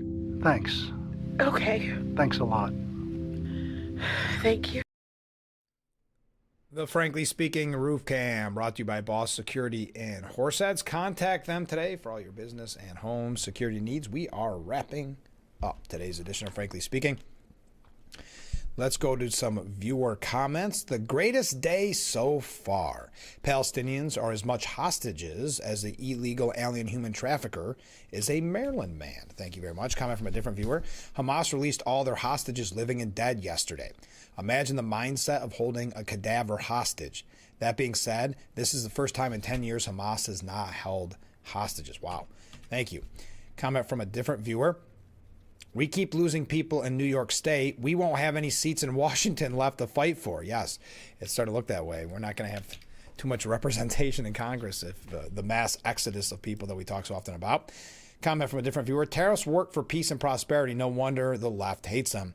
And finally, unless something sneaks in here at the last moment, we have a comment from a viewer. Here's a little jingle for Rick. It's sung like the 1970s Dr. Pepper commercial. I'm not going to try to sing it, but I will read it. I'm a Trumper, he's a Trumper, she's a Trumper, we're a Trumper. Wouldn't you like to be a Trumper too? And that's in reference to Rick saying, have a good day, Trumpers, or something like that. All right. Embattled New York Attorney General Letitia James, defiant in her first appearance since the indictment, saying, I will not bow. And wasn't that what one of her statements was very similar to that when the indictment was released? We see powerful voices trying to silence truth and punish dissent and weaponize justice for political gain. James told supporters, yes, she was at a Zohran Mamdani rally. We are witnessing the fraying of our democracy, the erosion of our system of government. You know what's interesting? Even some on the left have been forced to admit that Letitia James really kind of hurt herself because of how she ran on the fact, and as soon as she got elected, that didn't matter what information they had, she was going to go after Trump no matter what. So hard, yeah, I know that those on the left are going to praise her and hold her in high regard, but she is not going to back down, and she was out campaigning with Zohran Mamdani. They unite to fight Trump. That's what you want from your mayor in New York City, to fight Trump.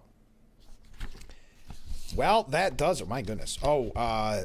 New York faces a bleak budget.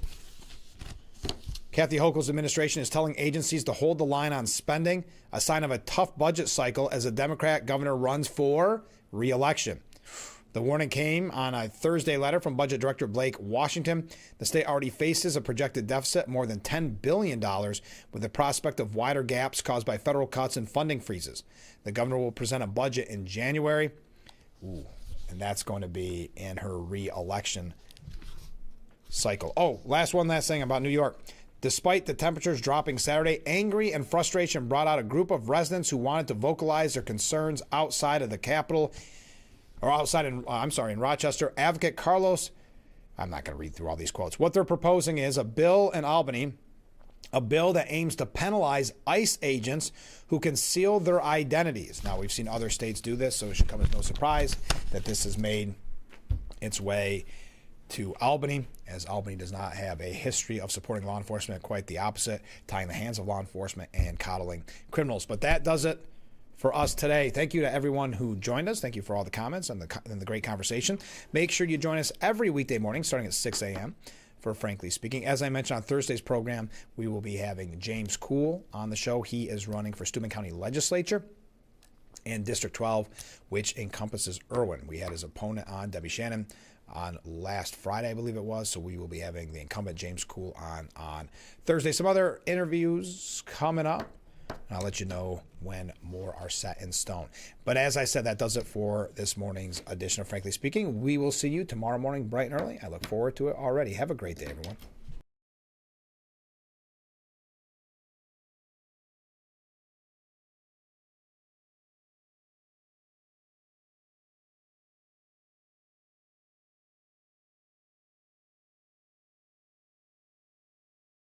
Your tap water is delicious. I know, right? It's this Culligan Smart drinking water system. What do you think is going on in there? I'm smelling a touch of chlorine. Yeah, I'm detecting some PFAS. I'm also getting notes of lead. Perfection. Sending it up.